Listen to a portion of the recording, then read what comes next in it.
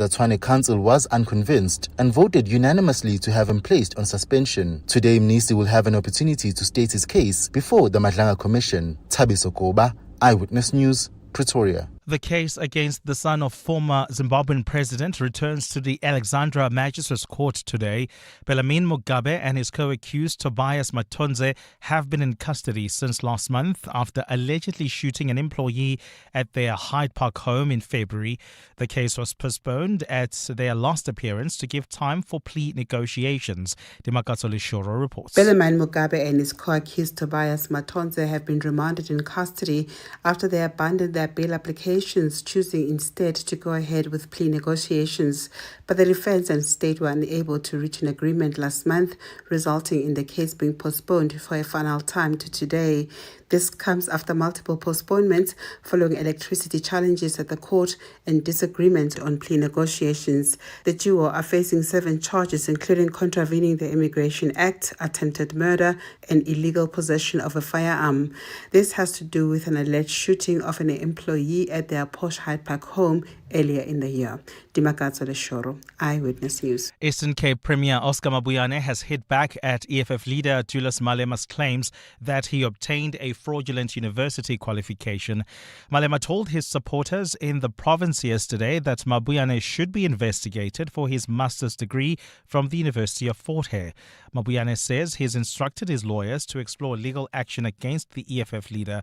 Malema was speaking outside the Gukompo Magistrates Court yesterday, where he was sentenced to 5 years in prison pending an appeal of his sentence. Kosikona Malinga Mnisi reports. Eastern Cape Premier Oscar Mabuyane had enrolled for a master's in public administration at Fort Hare, but was deregistered in 2021 after the university found proper admission procedures were not followed. Mabuyane is challenging that decision in court, where the matter remains unresolved. He now appears set for another legal battle, this time with the Red Berets leader Julius Malema, whom he intends to sue for defamation. On X, Malema responded, saying Mabuyane should go ahead. Mabuyane spokesperson Sonwabo Mbananga says Malema should focus on his own legal troubles instead of making false allegations. South Africa is a constitutional democracy. No one is above the law, and no one should weaponize falsehoods for political gain. Meanwhile, the ANC in the Eastern Cape has welcomed Mabuyane's move to pursue legal action. See Kona Malinga Mnisi, Eyewitness News. And Pope Leo will hold Mass in Cameroon's economic capital, Douala, today. He yesterday criticized the tyrants ransacking the world on a high-security visit to a blood-stained region of Cameroon. The head of the Catholic Church recently came under attack from U.S. President Donald Trump after the pontiff criticized the war Trump started in the Middle East. Pope Leo will travel to Angola tomorrow. The masters of war pretend not to know that it takes only a moment to destroy. Yet often, a lifetime is often not enough to rebuild. They turn a blind eye to the fact that billions of dollars are spent on killing, on devastation, yet the resources needed for healing, education, and restoration are nowhere to be found. Gold is trading at $4,796.47 an ounce. The rand is at 16.42 to the dollar, 22.20 to the pound, 19.35 to the euro. Brent crude oil is at $98.18 a barrel. And in the traffic, we've got delays on the M1 South between Grayston Drive and Corlett Drive. There's also queuing traffic reported on the M1 North. This is just as you approach the Crown Interchange coming out of Boysons Road. A cloudy day in store for Gauteng, with scattered showers and thunder showers expected. The temperatures will peak at highs between 25 and 27 degrees. The top story in EWN this hour: Tshwane's suspended Chief Financial Officer Gareth Mnisi will respond to corruption allegations against him at the Madlanga Commission today. EWN, in touch, in tune, and independent. For the latest, visit ewn.co.za or download the EWN app. You're with Clement Manyathela On 702. Let's Walk the Talk, streaming on the Prime Media Plus app. DSTV channel 856. 92.7 and 106 FM.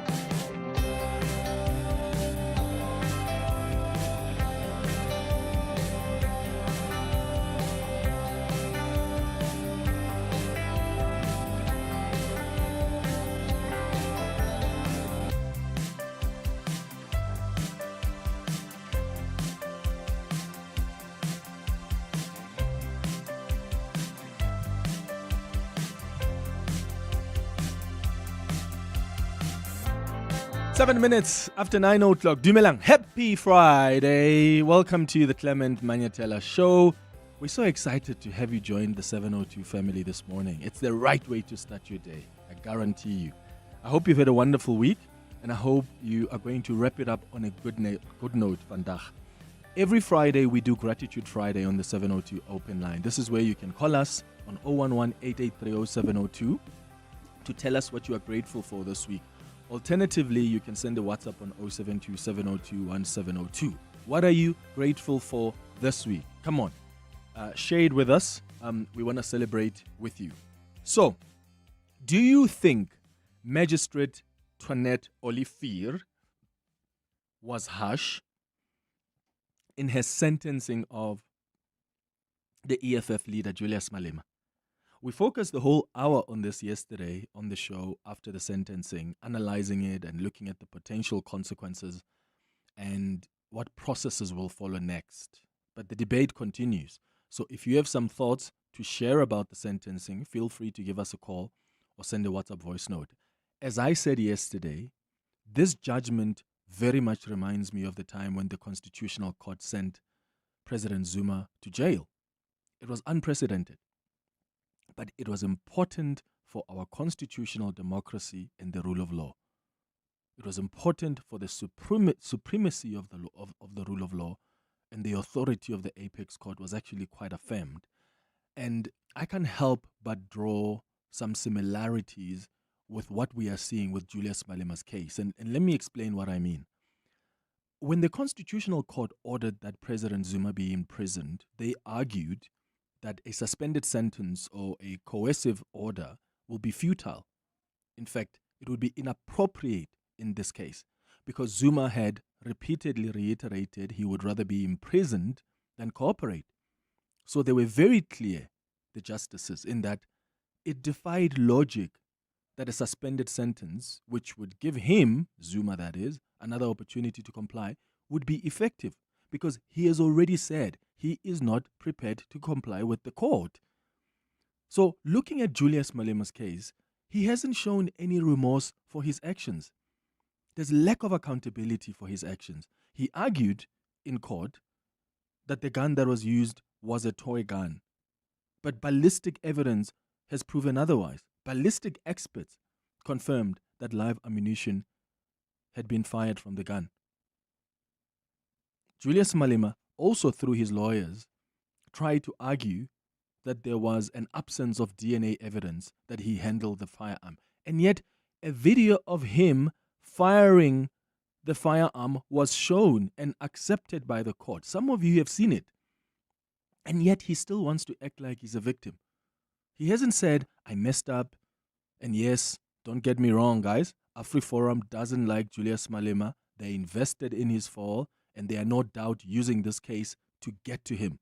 So from that front and context, you could argue this is a political case. But that doesn't mean you must dismiss the merits of the case. And as it stands, he doesn't really have a strong case to appeal the conviction because the evidence was so overwhelming. And yes, another court may find otherwise. But you have seen the video yourself. So what are the chances? Which then brings me to the matter of whether or not the sentence was harsh. And I think just like with Zuma, who attacked the Constitutional Court and refused to engage with it, a harsh judgment had to be made to send him to jail. And even in this case, I think part of the reason the magistrate pushed for direct imprisonment is also because the man hasn't shown remorse. Why can't Julius Malema just say, hey guys, we were celebrating with my fellow fighters, I got carried away, we fired shots as part of celebrations, it was lovely, fun, but I acknowledge that that was reckless because people could have been hurt, and we're going to do better next time. Julius Malema should be more accountable for his actions than any ordinary citizen. He's a public representative. He's a leader that many people look up to, and leadership demands responsibility. So I worry that his lack of accountability may destabilize his chances of successfully appealing his sentence. I do agree with other people that he didn't need to be sentenced to direct imprisonment because prison should actually be reserved for those who pose a direct threat to public safety. I mean, the state couldn't even point to a single case of a discharge that results in direct imprisonment. But what do you do as a judge? What do you do as a magistrate when someone is found guilty, but they're still not remorseful? I think the rule of law has been upheld, the principle of equality before the law has been affirmed, and that's good for our constitutional democracy. What do you think? 011-883-0702, WhatsApp's 072-702-1702. At 10 o'clock, we're going to do the Across the Desk feature, and today I'm hosting private security companies, because across this country, private security industry has actually grown into a powerful and highly visible force, one that many citizens encounter actually more than the police.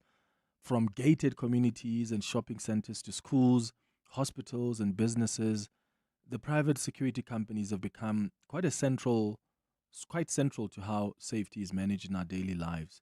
In fact, the country is one of the largest private security sectors in the world, which raises some important questions also about accountability, about regulation of the industry, and the balance of power between public policing and private protection. So, private security companies are going to join me today on the Across the Desk feature.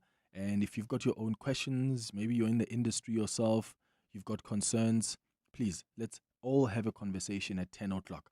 And then we wrap up the show at 11 o'clock with our relationship and sex feature. And today we're discussing how to navigate significant gaps in relationships. Are you or have you ever been in a relationship with a significant age group? How is the age gap affecting your relationship? Do you think age matters in relationships? I'm looking forward to hearing your thoughts when we discuss this on our relationship feature at 11 o'clock. That's the show coming up over the next 3 hours. Clement Manyathela, streaming on the Prime Media Plus app. DSTV channel 856, 92.7 and 106 FM. Morning, Clement. When it comes to Julius Malema's sentence, Clement, I do believe that the judge stretched her discretion to the extremes. I have very little understanding why a person would be given 7 years for culpable homicide when somebody has died, while somebody who shoots a gun in the air will be given 5 years, Clement. It makes absolutely no sense to me, even though I'm not a lawyer. And obviously, some of us feel that it's political because of the people who brought this case to bear, which is Afro. Thank you, Clement. Good morning, Clement. There is nothing harsh with the judgment. You know, EFF people were busy celebrating the judgment of kill the boer, kill the farmer. Now, because the judgment is against them, they are busy insulting judges, call them racist, insulting everyone who is commenting on this matter, who is on the side of the judge.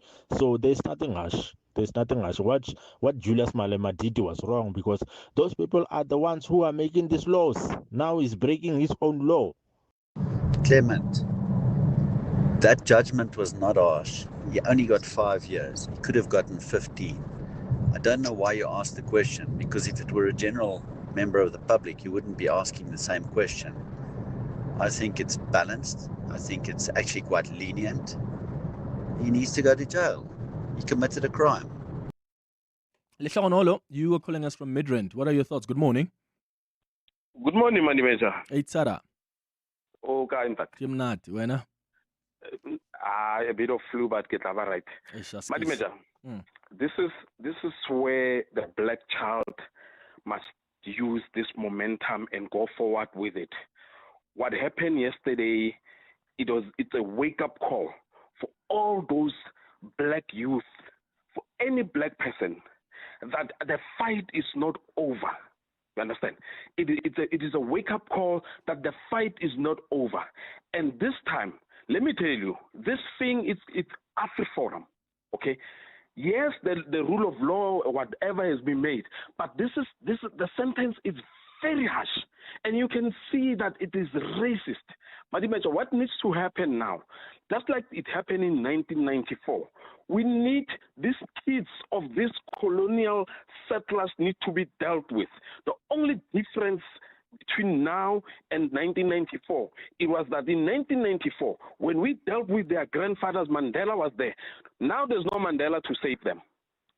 We are dealing here with a racist organization that wants to see us as black people keep on suffering in our own land, Madimeja. Yeah. Okay, let's separate the two matters. I hear what you say about AfriForum, and as I said, I do think that if you take that into context, like who took Malema on, AfriForum doesn't like him. So let's park that for a bit. Let's look at the merits of the case. You have seen the video yourself of him firing the gun up in the skies during the EFF celebration.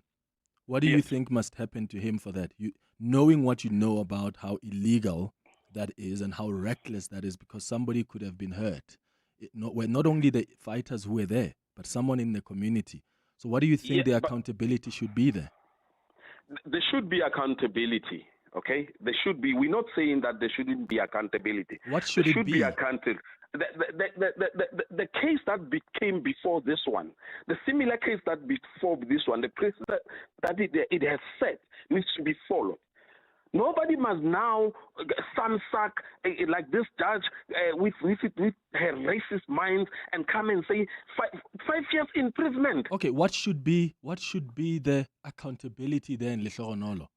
It could have been a suspended sentence or a fine. Okay, so it could have been a suspended sentence or a fine. Okay, I hear you. So do you know that when you are arguing in mitigation or aggravation of sentence, remorse becomes a critical element?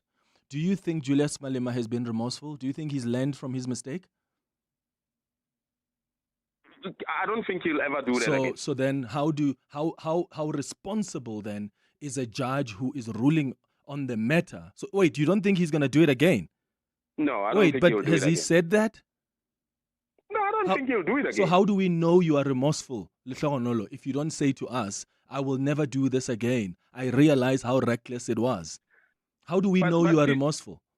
But you see when Madimeja, him going and saying and apologizing, he will be apologizing to the children of the settlers.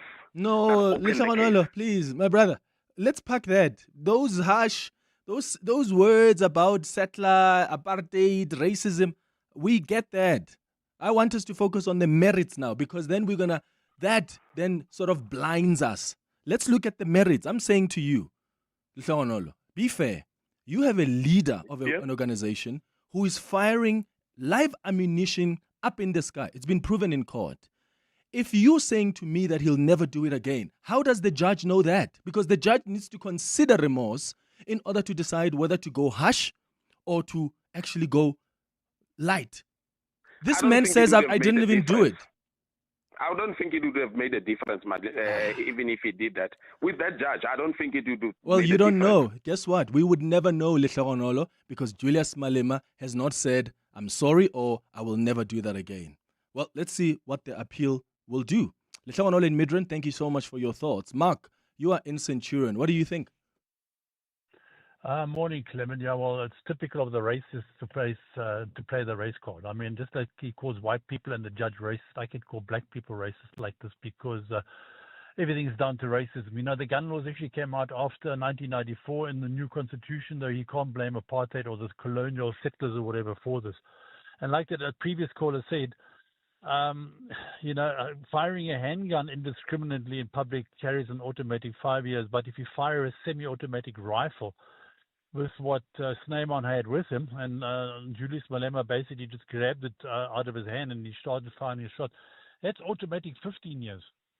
And whether it's, and that's basically against the law. It's got nothing to do with racism or colonial settlers or anything else. And also, to pick up on your last point, to talk about remorse, Julius Malema was defined when he had a speech, and he did an interview after he actually got convicted, and he said he wasn't actually sorry and he would do it again because it was all in celebration and so on. And people make that comparison to people firing shots at a funeral, and it's sort of become like common to fire celebratory shots into the air. It doesn't change the fact that this is illegal, whether it's celebratory or any other reason. What if somebody would have actually been hit somewhere a couple of kilometers away when the bullet came down, and then somebody would have been shot, like that lady got shot once here. I think she was in Victory Park or Montgomery Park here in Joburg. She was hit by a bullet that was set off during a funeral here at West Park Cemetery. And they actually had a case about it on Carte Blanche a couple of years ago. What would have happened then? Then, oh no, we're sorry, you didn't mean it was only this and that. Just because nothing happened doesn't mean that it wasn't still not against the law. All right, Mark and Centurion, thank you for your thoughts. Thokozani in Soweto, you want to talk about Judge Mbenenge and the decision by the JSC. Good morning. Good morning, Clement. Clement, is it wrong, Ugushela? Ugushela. Since when Ugushela has become a gross misconduct? No. They never said that, though, Thokozani. Maybe let me get this first. What do you understand the JSC to have said here in trying to overturn what the Judicial Conduct Tribunal said? Now, remember, the charge was that of sexual harassment. Yes. He wasn't found guilty of that. Notwithstanding, the tribunal had said he committed misconduct, but it's not gross, because they said that was not expected of a senior judge or judge president. When it went to the JSC found that is gross. And I don't understand what is gross about this. And I think the JSC really, they are in business of destroying hard-earned careers of these senior judges. I don't want to talk about Shaba, but let's focus on Benenge. There is no law that can prohibit, just because you are a judge, from engaging in a form of sexual conversation with a woman if she's consenting. That is Uweshela.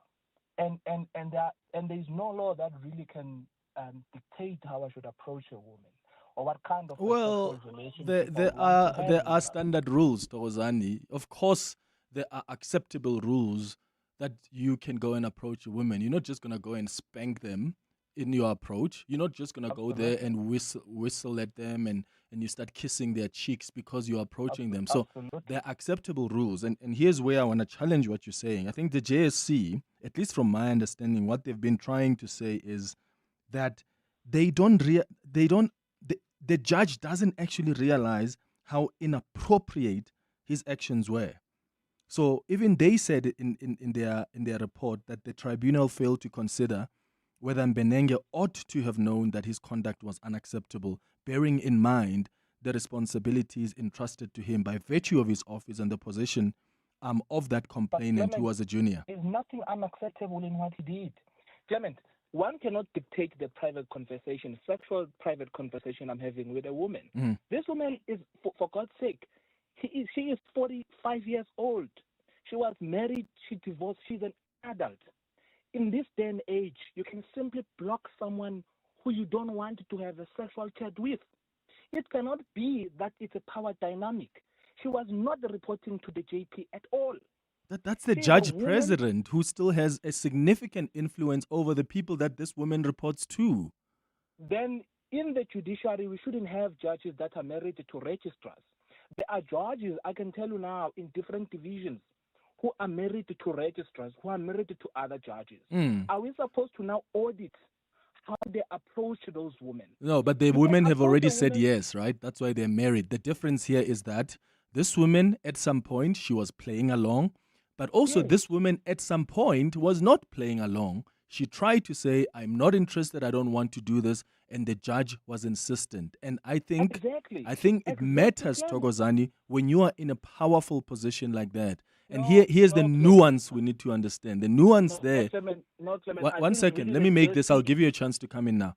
I think the easy way to look at it is, well, he's a man, he's a woman, he's attracted to her, he told her how he feels about her, and that's it. But here's the nuance here is, you are the CEO of the courts in that province. This is a woman who's much lower than you. The minute there's even the slightest of expression from her that says, I'm not interested to do this. Whether she had been playing along for the last 3 months or not, the minute she says, I don't want this anymore, there is a higher standard we have on judges. In fact, any leader.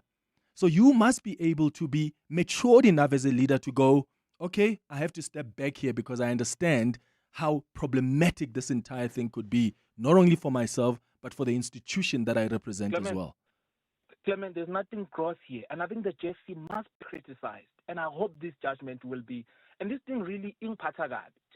Clement, I approach a woman. I text her. I send her some emojis of sexual nature. She replies. At some point, I asked for nudes. She doesn't say anything. She sent me just a little bit of that. One day, she's like, no, I don't feel like I want to. I feel like maybe as a man, I should push a little bit. Well, you shouldn't, Tawazani. No, but that doesn't make it gross, Clement. Okay, fine. Point. But do you accept that you shouldn't do that? When a woman says to you, I'm not interested, or even I don't want you anymore, I know I may have kissed you, I don't want to kiss you anymore, you shouldn't even push. Respect that decision. Exactly. No, just saying Clement. This is exactly where Sikaka was saying in the tribunal. There's something expected of you as well. You can't just play a victim card. If you don't want someone from continuing sending you text, what did you do? You block that person. You can report that person to other judges. You didn't do that. As if she was cooking a case against the JP. And when the tribunal finds that she did all this, the JSC undermines the tribunal. Well, it's not undermining. Tawazani, come on. This is a normal process. That's how it That's how it works. The Judicial Conduct Tribunal will always make its own recommendations and its report. Yes. The JSC has to look at that. So let's not be misleading. It must apply its mind, Clement, and it must be rational. And I agree with you there. But let's not try and say the JSC somehow did an underhanded thing here by disagreeing. This is not the first time, in fact, that the JSC disagrees with the Judicial Conduct Tribunal. And this is not the first time the JSC is destroying the career of the hard-earned career of judges. It's not the first time. And I don't think the JSC has been criticized enough. And they're not beyond criticism, and you should. That's why you can call in and criticize them. You've got every right to do that. And we should criticize them. Let's see how this is going to come to. I do get Tawazani's point on the fact of gross. Is it really gross? Misconduct? Or could they have found another section, especially given the context of the case and how this woman played along at some point? But I really think that this man needs to realize that the standards we have for judges are high, extremely high. And leadership demands responsibility. So when someone you've been trying to crush on and you're trying to hit on, they come back and they say, I'm not interested anymore. Whether they played along or not. Same way that you and your girlfriend.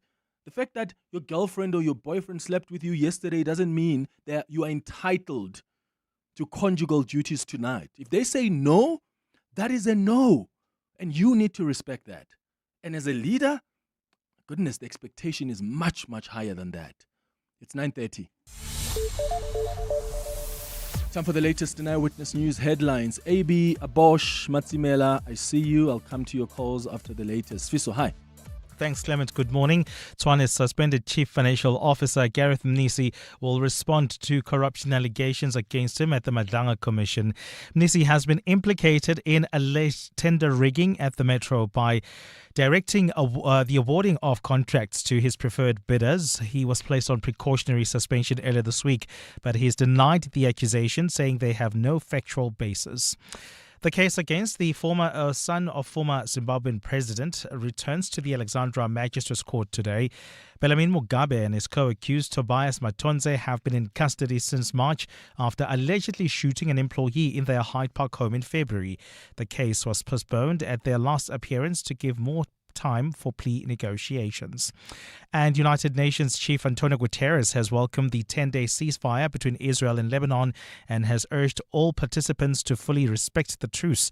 The temporary truce was announced by U.S. President Donald Trump, which took effect last night. And the latest war started when the U.S. and Israel attacked Iran in February, and Lebanon was pulled in when Iran-backed militant group Hezbollah fired rockets at Israel. And those are the headlines. This EWN and more at 10 or as it happens. EWN Traffic. Traveling on the M1 North, we've got delays between Boyson's Road and the Crown Interchange. There's also queuing traffic on the M2 West towards the Crown turnoff. Please be on the lookout there while traveling, approaching the Grayston Drive off-ramp. This is along the M1 North. We've got an accident, so please be on the lookout there and do expect delays. In Bedford View, queuing traffic on the N3 North, approaching the Gilulis Interchange. There's also slow-moving traffic on the N12 West. This is between Edenville Road and the Gilulis Interchange. Traveling in the city of Tshwane, we've got some delays reported on the N1 South, just as you approach the Flying Saucer Interchange. That's due to an accident. Please be on the lookout there. If you want to avoid the scene, please try to use the N14 North through Centurion. More updates at the top of the hour. Stay tuned. There's more EWN on air, online, and on the EWN app. Africa Milani. Weekday mornings, 4 to 6. Someone suggesting that they don't think Julius Malema is a dangerous man when it comes to guns. He just used that gun under peer pressure. I have a couple of thoughts about this whole Malema thing. Tomorrow we have a criminal, then we have a gangster, then we have a homeless person. Are we going to have 4 different rulings because of who and what they are? No. The rule of law is the rule of law. Look, I'm not a lawyer. Was the deputy mayor of Bithau, who also fired a firearm at a traditional celebration last year. So there's no case law there yet. Africa Milani. 4 to 6 on 702. Dreaming of your next getaway? Whether it's a sun-soaked beach escape, an adventure-packed tour, or a luxury cruise, Flight Centre is your center for travel. We make travel easy, affordable, and stress-free. Plus, you can enjoy exclusive traveler perks with our frequent flighty rewards program. Flight Centre's got you covered. Visit your nearest Flight Centre store or online at flightcentre.co.za. Flight Centre, your center for travel. Clientele is here to safeguard you and your family with compassion because life happens. Be part of a family that truly cares. Our funeral dignity plans have helped South Africans bury their loved ones with dignity for more than 30 years. Let us help you create a meaningful tribute that honors your life and those of your loved ones. We pay out within 24 hours and you will get double accident cover with a clientele funeral plan. Our plans are affordable. Pick the option that suits your needs. It's easy to apply. No medical examinations and no paperwork. SMS funeral to 31586. That's 31586. Clientele Life is an authorized FSP and licensed life insurer. T's and C's online. Standard rates apply.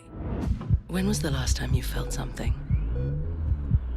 Something that ignites your passion, gets your adrenaline pumping, and makes your heartbeat skip?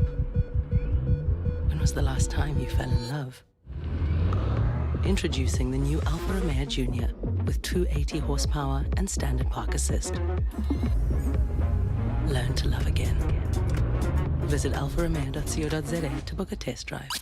We said, let's talk shop. And small business owners answered, from the townships to the suburbs and everywhere in between. Now, 702 and MTN Business want to share their stories with you. The 702 MTN Small Business Awards. Listen to 702 Breakfast with Bongani Bingwa and the Afternoon Drive with John Perlman all week to meet the businesses doing big things. Hear what it really takes to build something from the ground up. And if you're listening thinking, that sounds like my business, go to primemediaplus.com now to enter or nominate a small business you know, because the next business we talk about could be yours. The 702 MTN Small Business Awards. Let's talk shop. TCs and more on primemediaplus.com. Your voice. Your station. Your open line. Walk the talk with Clement Manyathela on 702. It's 24 minutes before 10 o'clock. Let's start with your WhatsApp voice notes on the 702 open line. And there are some of you that have been responding to this issue of Judge Benen and the JSC's decision now going against what the Judicial Conduct Tribunal had recommended. Good morning, Clement 702 and Clement Zix from Omonde. A quick one. I want to talk about Judge President Benen. I see the JSE overturned the ruling or the findings, or the findings of the tribunal. But I want to understand those 13 members, the small group, if they do have, I know that they started this process, but I want to understand the authority to override the tribunal. If they do have that authority, and even if they are without the parliamentarians that are part of the commission. Yeah, I just I just believe that this is not just about that sexual harassment case. I respect what happened there, and but I also believe it's more than that. Thanks, Clement. Hi, Clement. You know, the case that you're speaking about, this gentleman that's defending the judge, I have to say that it's very difficult to say no to your boss. I was in a situation where my boss made an advance and I declined, respectfully so, nicely so, and I was fired. And you know what? Somebody else would have tried to fight that whole situation. But then I realized, then why do I still want to be in the presence of this person? And this person is someone who is loved. He's a darling to people. I can understand the situation that this woman was in, because not everybody is bold and confident enough to just say no. At some point, you just try to, you know, be gentle with how you say no, and it still never works in your favor. So, It's what a trigger. I'm sorry, and I'm sorry about your experience, but that's it. Can you imagine how many young people? Can you imagine? And I know this is a bit like too extreme, but there are young people out there who have been violated sexually by their local pastor, their uncle who's a favorite, and they have been scared to speak out, and they end up playing along, right? And maybe they're not young, but they are, well, relatively young compared to the man who's making the advances. If you don't understand the nuances of the considerations that the person who's being victimized has to make around, this is a local pastor who's loved by everyone. If I come out about this is going to mess me up. They're not going to believe me. That is a scenario that exists out there. And equally so in the workplace, there are people who just don't know what to do. When a boss comes towards them like that, they don't know what to do because the boss is loved. The boss has so much power. You're thinking, okay, if I say no to this man and I take a hard stance, what does that mean for the future of my children? That I'm paying their education through this work that I've been given by this man. There are nuances here that are important. There are power dynamics that we must consider. And I'm not trying to excuse this woman's behavior. She's an adult. And at some point she was playing along. But I'm saying it would be so disingenuous of us to ignore the nuances and the power dynamics that have been at play here. More of your WhatsApps on Gratitude Friday on 072 702 1702. Good morning, Clement and 702 Land. On this Gratitude Friday, I am grateful that after years of unemployment and pursuing my passion in baking, I had the confidence to stand at the robots and face rejection after rejection while trying to sell scones in the heavy traffic on Malibongwe this morning. Good day, Clement and all the listeners. It is Ingrid from El Dorado Park here. Today, I just want to thank God. I want to thank God that I am blessed to still have my dad with me or with us as a family. We celebrated my daddy. His name is William Lawrence. We celebrated his birthday yesterday. He turned 74 years old. What a grace, what mercy that God has shown my dad. So I just want to say thank you, Heavenly Father, for still blessing us by having our father and the patriarch of our family still with us. Have a blessed day further, listeners. Your voice, Your station. your open line Walk the talk with Clement Manyathela. on 702. All right, 19 minutes before 10 o'clock. There's a story I want to tell you about because it shocked me to the core. And it's come out of the Cape Peninsula University of Technology. So News 24 is reporting this morning that a young woman's graduation day turned into heartbreak after another person allegedly took her place and walked across the stage to receive her degree. Now listen to this. The real graduate, her name is Thandi Javu, was stopped at the venue because someone had already checked in using her name.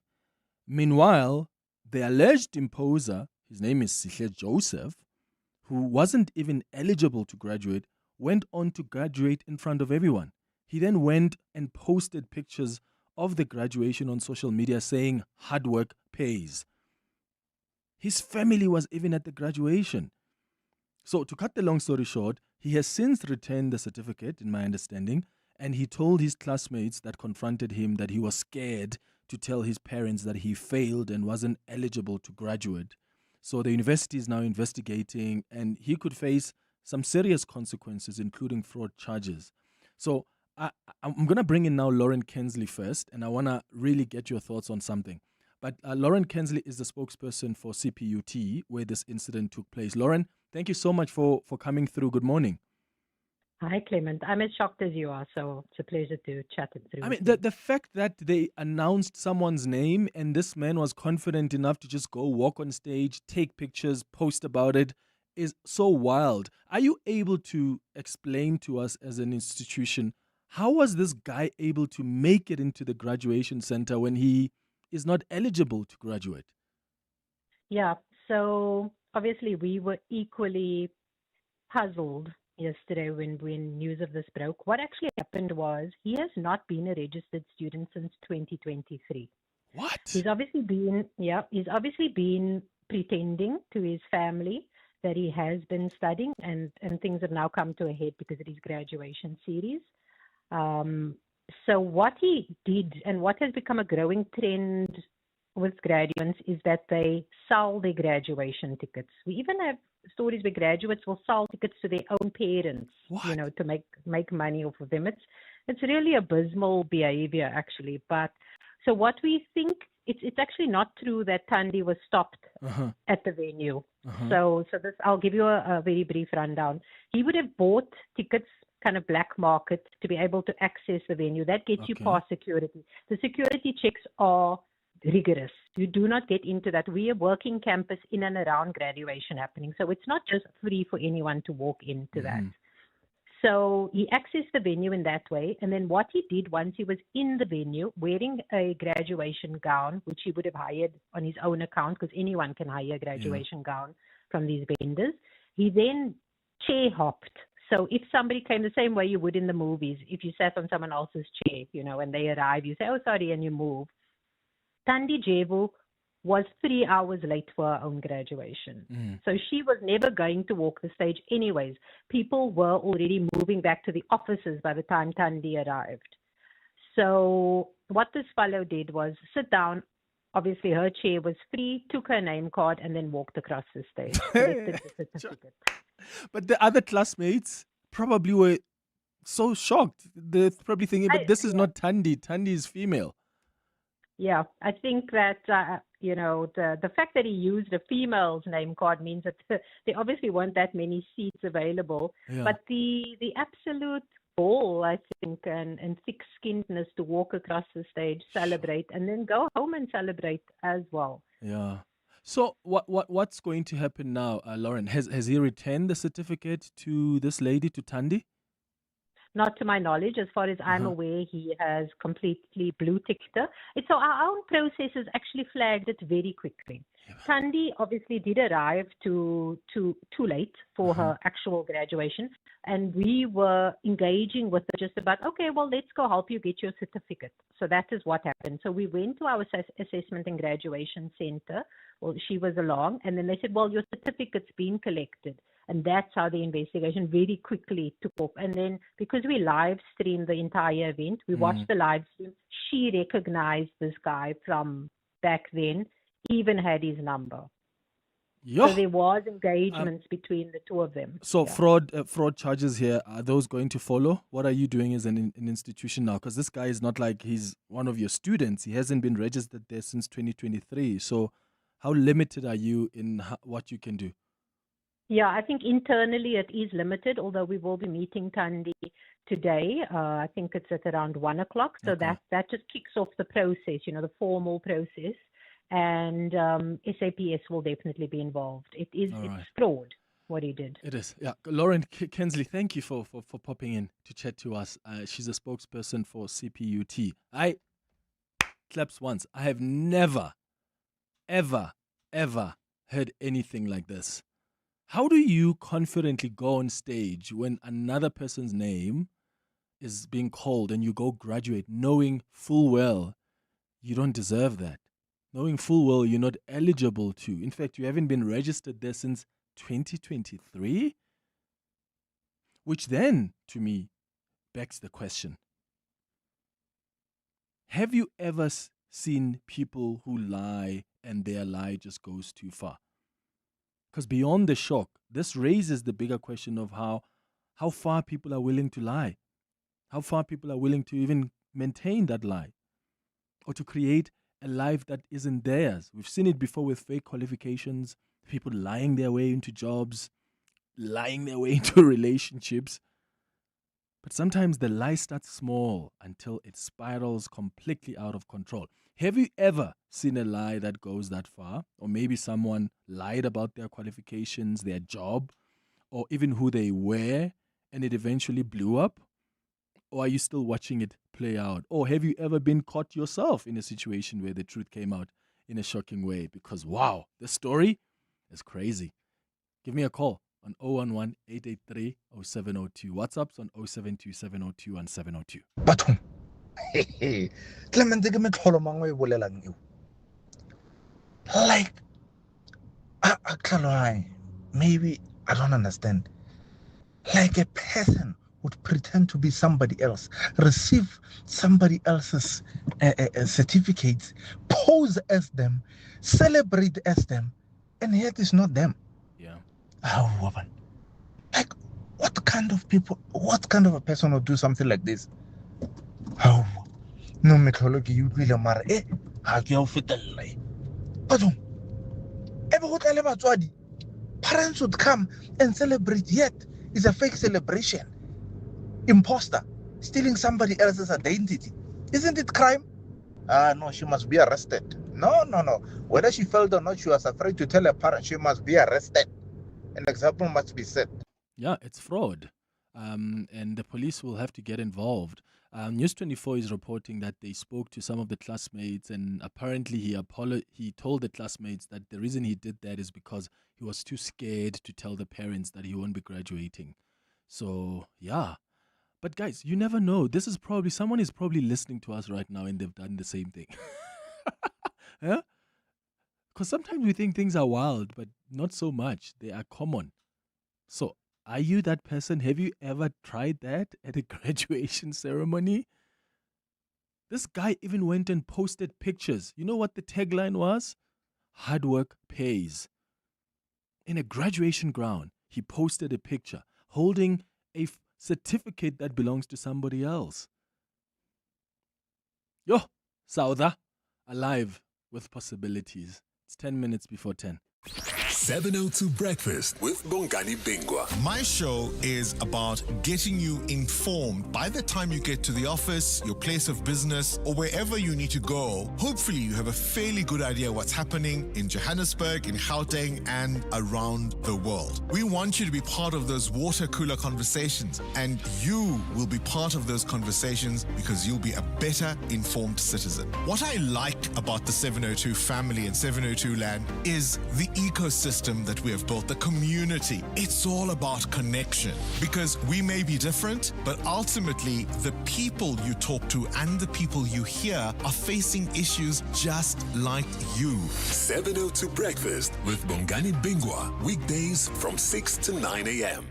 Stand a chance to win a share of a red-hot 3 million rand with the Hollywood Bet Spinner Zonke jackpot race. Enter the chase and enjoy a feast of fun where every spin could unlock riveting rewards. To start your adventure, bet 2 rand or more on selected Habanero games every Wednesday, Friday and Saturday between 8:30 and 10:30 p.m. The racing revolution starts now. Dive in and prepare to take top spot. T's and C's apply. Hollywood Sportsbook is a licensed betting operator. No persons under the age of 18 years are permitted to gamble. Winners know when to stop. South African Responsible Gambling Foundation toll-free counseling line 0800 006 008 or WhatsApp help to 076 675 0710. You wouldn't settle for burnt toast just because it's still bread. So why settle for less when it comes to car insurance? Outsurance client 30-year-old Dineo knows all about getting more out. I'm saving 1,094 rands. That's an unbelievable 1,094 rand saving every month on her 2025 Kia Sonet. Get a quote today and see how much Outsurance could save you. SMS cover to 30995. That's cover to 30995. Licensed insurer and FSP. TCs and information online. Your voice. Your station. Your open line. Walk the talk with Clement Manyathela on 702. 8 minutes before 10 o'clock. Hi, Clement, Chris here. I really doubt the systems of this university. Quite honestly, I doubt it. I can't see how someone can do it in the manner in which the spokesperson is explaining it. It's ridiculous. Their systems are not right, not at all. So the blame lies with the university, that somebody can infiltrate the graduation ceremony, go up there and get someone else certificate. It's unheard of. I think and to say what she has said, that they buying like the sport and all that, I know their systems are nonsense. Thank you. Hi, Clement. Yo, what a trigger, what a trigger. So the person that I dated was a fraudster, a fake neurosurgeon. It went as far as almost being hired by a certain private hospital, being invited to a doctor's dinner. Yay! Claim to be a neurosurgeon? I mean, you can claim to be many things. A neurosurgeon. How are you going to hold up conversations on that table when you're invited to the dinner? Yo, that is wild. Hi, Clement. Yo, this story is so hectic, the CPUT story. But I think on a lighter note, I'm going to use it as a lesson for my kids about being on time because, wow, 3 hours late. You know, wow. Yeah, guys, for your graduation, I mean, maybe at your wedding, you can push it a bit, but this is graduation. You're not the special one on the day. There's many of you that are special, so nobody's waiting for you. So if it starts at 9, it starts at 9, and if you ain't there and you arrive 3 hours late, then tough. Good morning, Clement. It's Musa. I'm calling you from Watsatusa Eguruleni. Clement, this academic fraud is not new. It happened some years ago at a university in Limpopo. A guy showed up as a lecturer from the U.S. He spoke English with an American accent, and he was hired, and he lectured a bit, and his cover blew when he got drunk and started conversing in CPUT. And that's when he was discovered that he's not a lecturer from the US. But he was good with the accent. As to how he lectured students, I have no idea. Because the guy did not even have a junior degree. Thank you, Musa Kwazatusa Iguruleni. Hectic, Musa. It's Clem Tato. I'm whispering because I'm with a whole bunch of people on a flight from Cape Town. I'm not stealing the phone like we used to do in the 80s. Anyway, Clem, people have stolen babies from wards and hospitals, so this is nothing new. I mean, the baby was due, and the baby was a qualification, so look at it as that. I know someone who faked a pregnancy up to about 8 months, and then realizing that it was catching up with her, then faked a miscarriage or claimed she had a miscarriage. So it's nothing new. People time these things and then they do what they got to do. That's all. Welcome to planet Earth. Anything is possible. Morning, Clement. This boy, the guts and confidence that he's got. I know it's not a funny story, but my word, they called a female, and in front of his classmates, in front of his parents, he just walked there, got the certificate that doesn't have his name, celebrated, went home, posted it, still with the other person's name. The amount of guts and confidence in this young man is really out of this world. Good morning, Clement, and to the listeners. Bravery for me is the audacity, you know. Which hard work? What did it pay? You know what I'm saying? At least he got congratulations. He got to walk that stage. He got to wear the gown. The experience that he wouldn't have had anyway.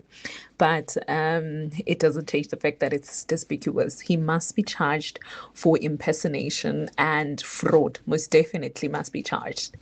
And yeah, let there be some consequences for his actions. I hope that deserving student gets her certificate. Sure, yeah, really, Saura, you can say that again.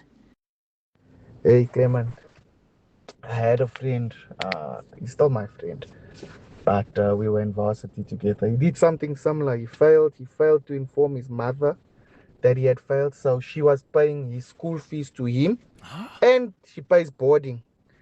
Only to find like a year and a half later that this boy hasn't been studying. He's been working as a delivery driver. Hey, that lie went too far. Instead of just saying, I failed, mommy, I have a problem. These guys, hey. And today he's back in the Eastern Cape. He's not in the Western Cape where we were. But I hope he's doing good. I haven't heard from him in a while. But this story, yeah, it took me there. It took me there. Do you think it's a matter of our parents putting too much pressure on us to just like pass, get out of the institution? Or this is just about pathological lying? Because, some of these examples you guys are using, it's quite scary, hey? It's a minute before 10. Running a small business means every rand counts. Thanks to My Way Business Insurance, I save up to 20% on my insurance premiums every month for my buckies and tools of trade. Now, I get to save some extra cash for my business and focus on giving my clients world-class service. Switch to My Way Business Insurance and save up to 20% on your buckies and tools of trade. Real businesses, real savings. Call us on 0860 646464 for a quote today. My Way is a licensed non-life insurer and FSP. Standard rates and T's and C's apply. To walk the talk is to turn words into meaningful actions. And it's what we at 702 are committed to doing every day. We are also committed to following the rules set out by the Broadcasting Complaints Commission's Code of Conduct. To give you balanced programming, fair comments, and accurate news.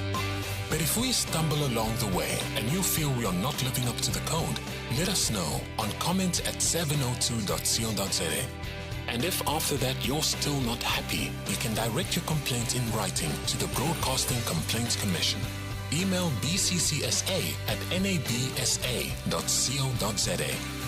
For more, visit bccsa.co.za.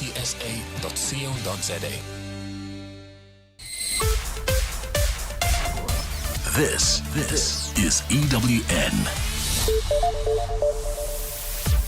Good morning, I'm Sfiso Zulu. Lawyers for Tshwane Municipality's suspended Chief Financial Officer Gareth Mnisi have made an application to have some of his testimony behind closed doors at the Madlanga Commission. Mnisi is currently appearing before the Commission to testify on his alleged role of tender rigging. He is accused of colluding with internal and external people to direct the awarding of tenders towards his preferred bidders. Mnisi was also a chairperson for the city's bid adjudication committee, which plays a critical role in deciding which companies get awarded tenders. Here is the Commission's evidence leader, Matthew Chasselson. I'm still confident that we can resolve this issue without a full-blown application, but what we've agreed for the purposes of today is that I will certainly not ventilate any of those issues in open commission. For the purposes of taking Mr. Mnisi through his statement, I might merely ask him to confirm certain paragraphs without reading them, so that the content of the paragraphs is confirmed. 4 young people have been shot dead in the Eastern Cape. The victims, aged between 20 and 22, were attacked in Gqeberha during the early hours of this morning. Police say their bodies were found in a house with gunshot wounds. Spokesperson Nobantu Kantana says the motive for the murder is not yet known, and a manhunt for the gunmen has been launched. The victims, 2 brothers aged 20 and 22, 2 females aged 17 and 19, were found deceased inside a shack in Airport Valley. All 4 sustained gunshot wounds to the head or face. The Gauteng Health Department has dismissed claims by the DA that the relocation of mental health patients from the Talisman Foundation could mirror the Life Esidimeni tragedy. The department says the party statement is misleading, insisting that no patients have been moved from the facility. The foundation faces an eviction deadline next month due to the non-payment of rent. Mongezi Koko reports. Gauteng health officials say the situation arose after the property owner issued an eviction notice. The department has promised that it is working on a solution and it's committed to consulting with families and caregivers before any decisions are taken. The DA has warned of possible risks, drawing parallels with the Life Esidimeni tragedy, where more than 141 mentally ill patients died after being transferred to unsuitable facilities. The department says should relocation become necessary, it will follow a structured, phased and clinically supervised process in line with legal requirements. Mongezi Koko, Eyewitness News. And United Nations Chief Antonio Guterres has welcomed the 10-day ceasefire between Israel and Lebanon and urged all parties to fully respect the truce. The temporary truce was announced by U.S. President Donald Trump and took effect last night. The latest war started when the U.S. and Israel attacked Iran in February, and Lebanon was pulled in when Iran-backed militant group Hezbollah fired rockets at Israel. Since then, the Israeli strikes in Lebanon have killed more than 2,000 people and displaced more than 1 million, while Israeli ground forces have invaded the country's south. Guterres spokesperson Stefan Dujarric says the UN chief hopes that the temporary halt to fighting will pave the way for negotiations. We welcome steps that would end hostilities and suffering on both sides of the blue line.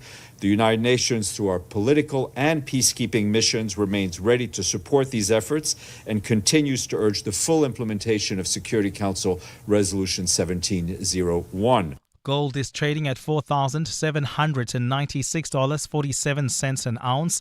The rand is at 16.42 to the dollar, 22.20 to the pound, 19.35 to the euro. Brent crude oil is at $98.18 a barrel. And in the traffic, we've got delays on the M1 North. That's between Boysons Road and the Crown Interchange. There's also queuing traffic reported on the M2 West coming out of Heidelberg Road. Please be on the lookout there. A cloudy day in store for Gauteng with scattered showers and thunder showers expected. The temperatures will peak at highs between 25 and 27 degrees. The top story in EWN this hour. Lawyers for Tshwane Municipality's suspended Chief Financial Officer, Gareth Mnisi, have made an application to have some of his testimony behind closed doors at the Madlanga Commission. EWN, in touch, in tune and independent. For the latest, visit ewn.co.za or download the EWN app. You're with Clement Manyathela on 702. Let's walk the talk. Streaming on the Prime Media Plus app. DSTV channel 856. 92.7 and 106 FM.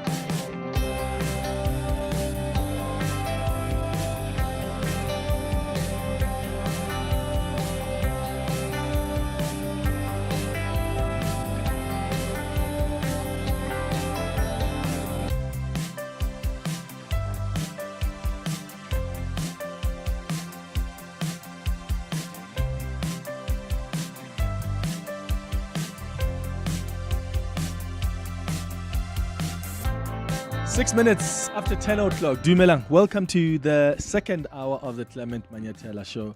Thank you so much for staying with us here on 702, and thank you for your contributions on the 702 open line, including your contributions on and your comments on what happened at this Cape Peninsula University. What a wild story, eh? What we'll do is keep a close eye on it. So the university spokesperson told us they'll be meeting with this young lady who was supposed to graduate but couldn't because somebody else decided to take her spot and take her certificate, which he was not entitled to, which he didn't deserve because he's not eligible to graduate. So the university will be meeting with the young lady and they'll take it from there. There's not much they can do as an institution in as far as this chap is concerned who has committed this fraud, because he's not even a student there. Apparently he hasn't been registered there since 2023. So the SAPS have to take up the matter. So we'll give you an update once they've met with the lady and there's a way forward. I promise we'll come back and chat to you about it. Remember, at 11 o'clock, we're going to have our relationship feature, and today we'll be discussing how to navigate significant age gaps in relationships. So looking forward to that chat. But right now, we start with our Across the Desk feature. Across the Desk with Clement Manyathela on 702. So on our Across the Desk feature this morning, I'm hosting private security companies, because across South Africa, the private security industry has grown into a powerful and highly visible force, one that many citizens encounter more than the police, right? Whether we talk about them being in gated communities or shopping centers, to schools, hospitals, businesses. This is a sector that has become quite central to how safety is managed in our daily lives. In fact, the country has one of the largest private security sectors in the world, raising some serious questions, really, even about the work, for instance, of the SAPS. The last time I checked, I think the private security industry regulatory authority said that there were over 500,000 registered active security officers in the country. And that even outnumbers the South African police service by a significant margin. So this is quite a big sector which has become part and parcel of our daily life, especially with the failures of our law enforcement agencies. So how are these companies, for instance, regulated? How do they go about doing their work? That's going to be our conversation as we try and find out more about the work of private companies. You're welcome to join the chat as well. You can call us on 011-883-0702. The WhatsApp line is 072-702-1702. In studio with me, I've got my two guests, Kayleen Lowe, who is the MD of Siwadada Security. Kayleen, welcome to the show. Good morning. Good morning, Clement. How are you? I'm good. Thank you for Thanks coming for having through. us. Thank you. We also have Johan De Bruin, who's the COO of Mezuzah Security, in studio with us. Johan, thank you for coming as well. Good morning. Good morning. Thank you for having us. Sure. So I want to start with how you guys got into the industry. Kayleen, how did you end up in the private security industry? Was it a deliberate career choice, or is it something that just found you? Well, it was something that just found me. After school, looking for a job and what have you. So I stepped on this amazing company. At the time, it was called Magnum Shield. I started in the sales division, and from there, I just moved up. The company grew bigger, it merged. So yes, basically, all my life since I've started working. That's all I've you've been done. in the security industry. Yeah. Yeah, so I'm very clued up. Yeah. The knowledge, what I've learned. Yeah. Yeah. And for you, Johan? Yeah, for me, I think security found me too. I Yeah. didn't go looking for a security job. I worked in a overbag traffic department, and there were some changes happening, and I had to find something else. It just so happens there was a security company there. And I went and spoke to them, and that's where it all got started. Mm. And from there, I quickly realized that it's something I'm good at, so I just stuck with it. Yeah, let's get stuck with it. What does your company like do in Kaylin, Siwadada Security? Like, where do you have your security officers? Like, which sectors do you operate in? Well, we are very diverse. We don't let out anything. Mostly, currently around here in Joburg, it's in the private sector, corporate. Okay. And then we do the Limpopo areas where we do complexes, schools, like your locals over residential there as well. complexes or malls? Yeah, residential complexes. But we are open to anything, malls, schools, clinics, you name it. We don't have a limit. Okay. And Johan, where do you guys operate? Our main operation area is Gauteng. We do have operations in multiple provinces, but we don't have a countrywide footprint yet for guarding. The technology side of it, we are able to operate nationwide. But for now, we mainly focus in Gauteng and the provinces close to Gauteng. We do guarding. That's still the bread and butter of the business. And then the part we're trying to grow, and that is growing quite rapidly, is the technology part. It's smart security systems, offsite monitoring, those type of things. Yeah. So what? Because often what I get confused by is what are the responsibilities of the police and what are the responsibilities of the private security? So where does private security end and then law enforcement begins? And how do you manage that relationship with the SAPS and the local authorities? Well, obviously in residential areas, you get your CPFs or your neighborhood watch. Yes. So what happens, they work hand in hand, where there's groups going around, where they also assist. They have, for instance, they have a direct line to the police. So if there's anything happening, and not just in the residential areas, as well as especially in the Sandton area where we're also doing guarding, there's a whole lot of groups with different type of security companies on there, that share information on there, has the police on a direct number, and they contact them should there be anything, it's like a sort of like a hand in hand. Okay. Yeah, with the police where. Yeah. Yeah. Johan, and you guys, how closely do you work with the SAPS? Like, for instance, if one of your security officers arrests someone who was found committing a crime, at what point do you then hand over this person to the police? What are you expected to do or allowed to do? Look, our function is basically to obviously see what happens, if we can safely detain someone, and then immediately hand over to police. I think where our authority ends and the police's begins is our mandate is to a specific premises where we're looking after something. If something happens outside of that premises, there are cases where you're still allowed to detain a suspect. But I think it's more about working together with the police and filling in for the blanks where the police can't be. I mean, the police force isn't big enough to deal with every single thing. Yeah. And there are big gaps in the industry. That's why private security exists. And we're there to protect clients and their properties. So if anything happens on that client's property or to anyone, member of the public, and we're able to intervene and make an arrest, we do the arrest. Yeah. But immediately from there, the police get involved and they take over, because that's where our mandate stops. We can't step into where their function is. Yeah.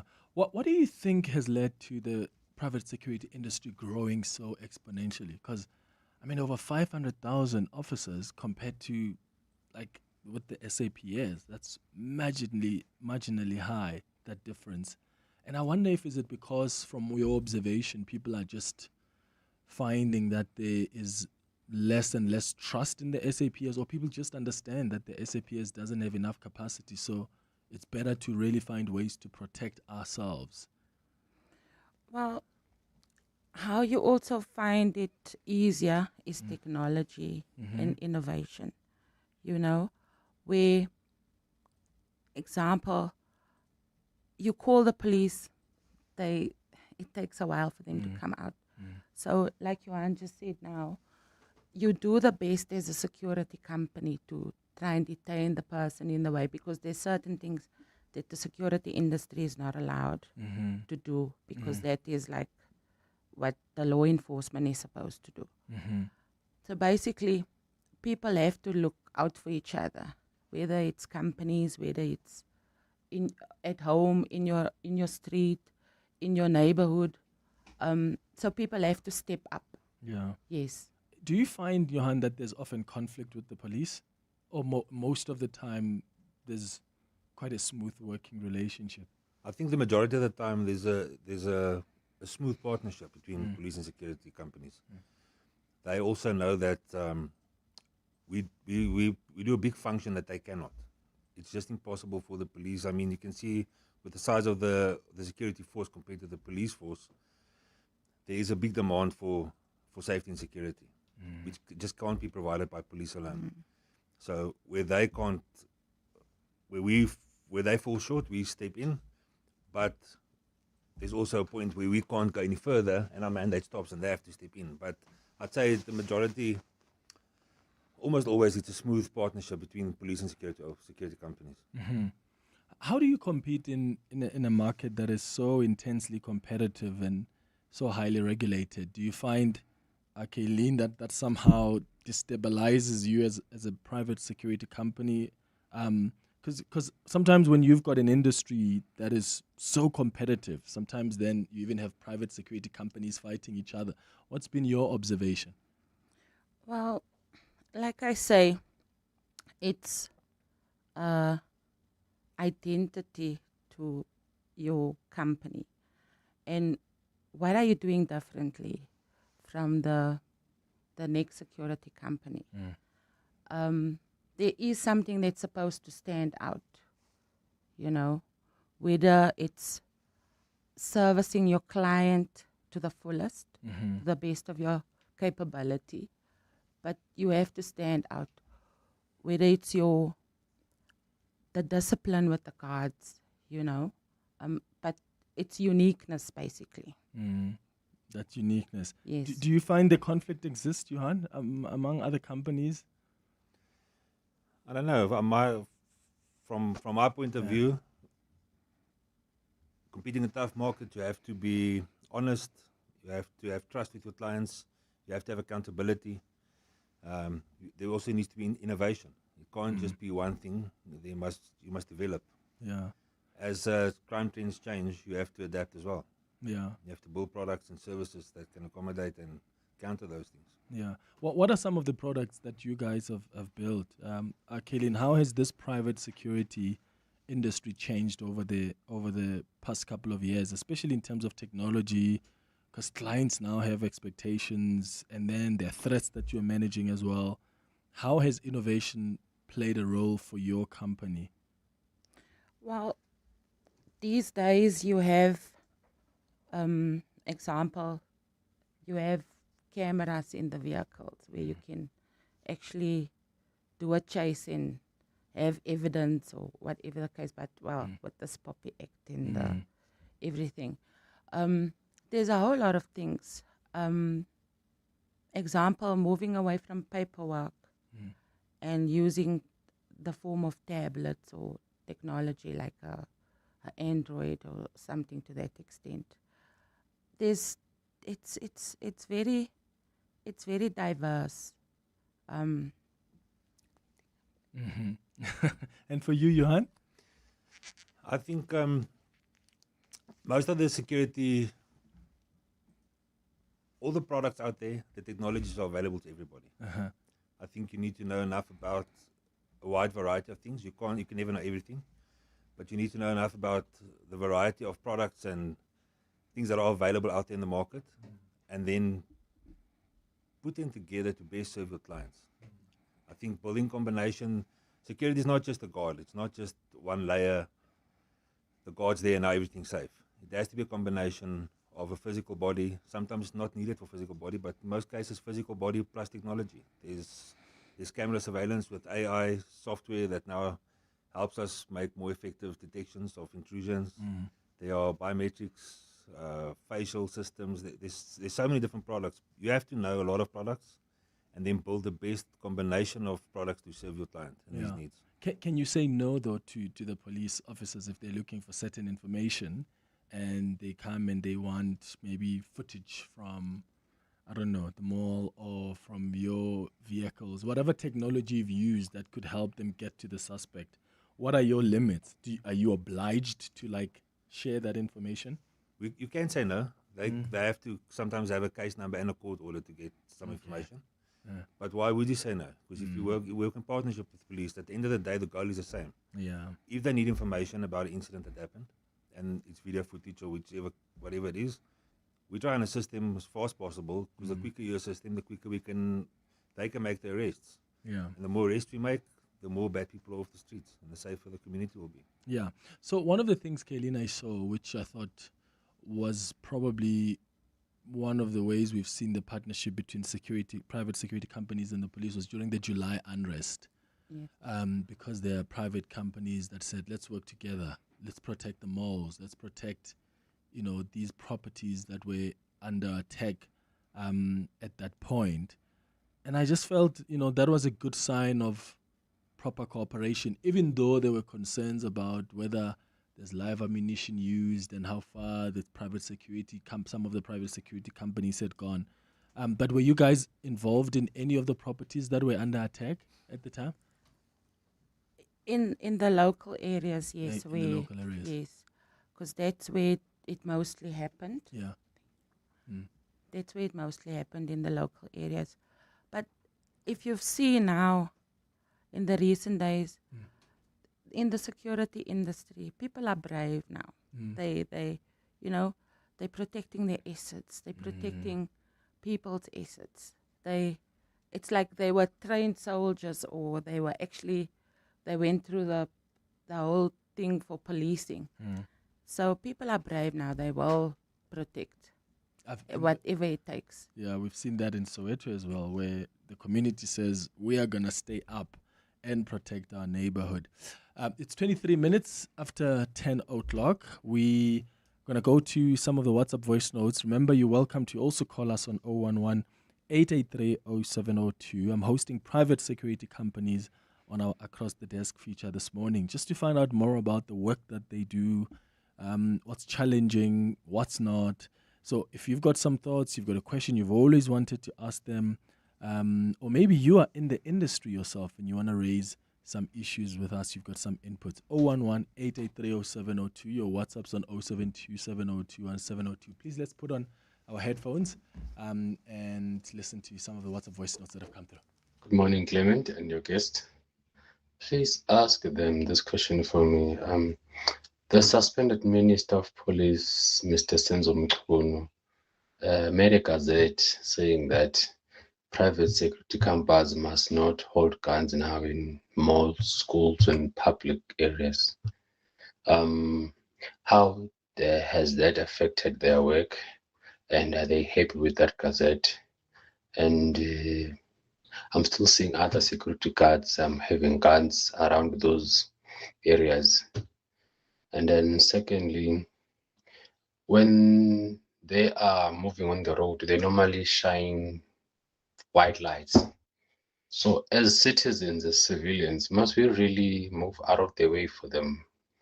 Because we're only taught that we need to move away for the police and the ambulances.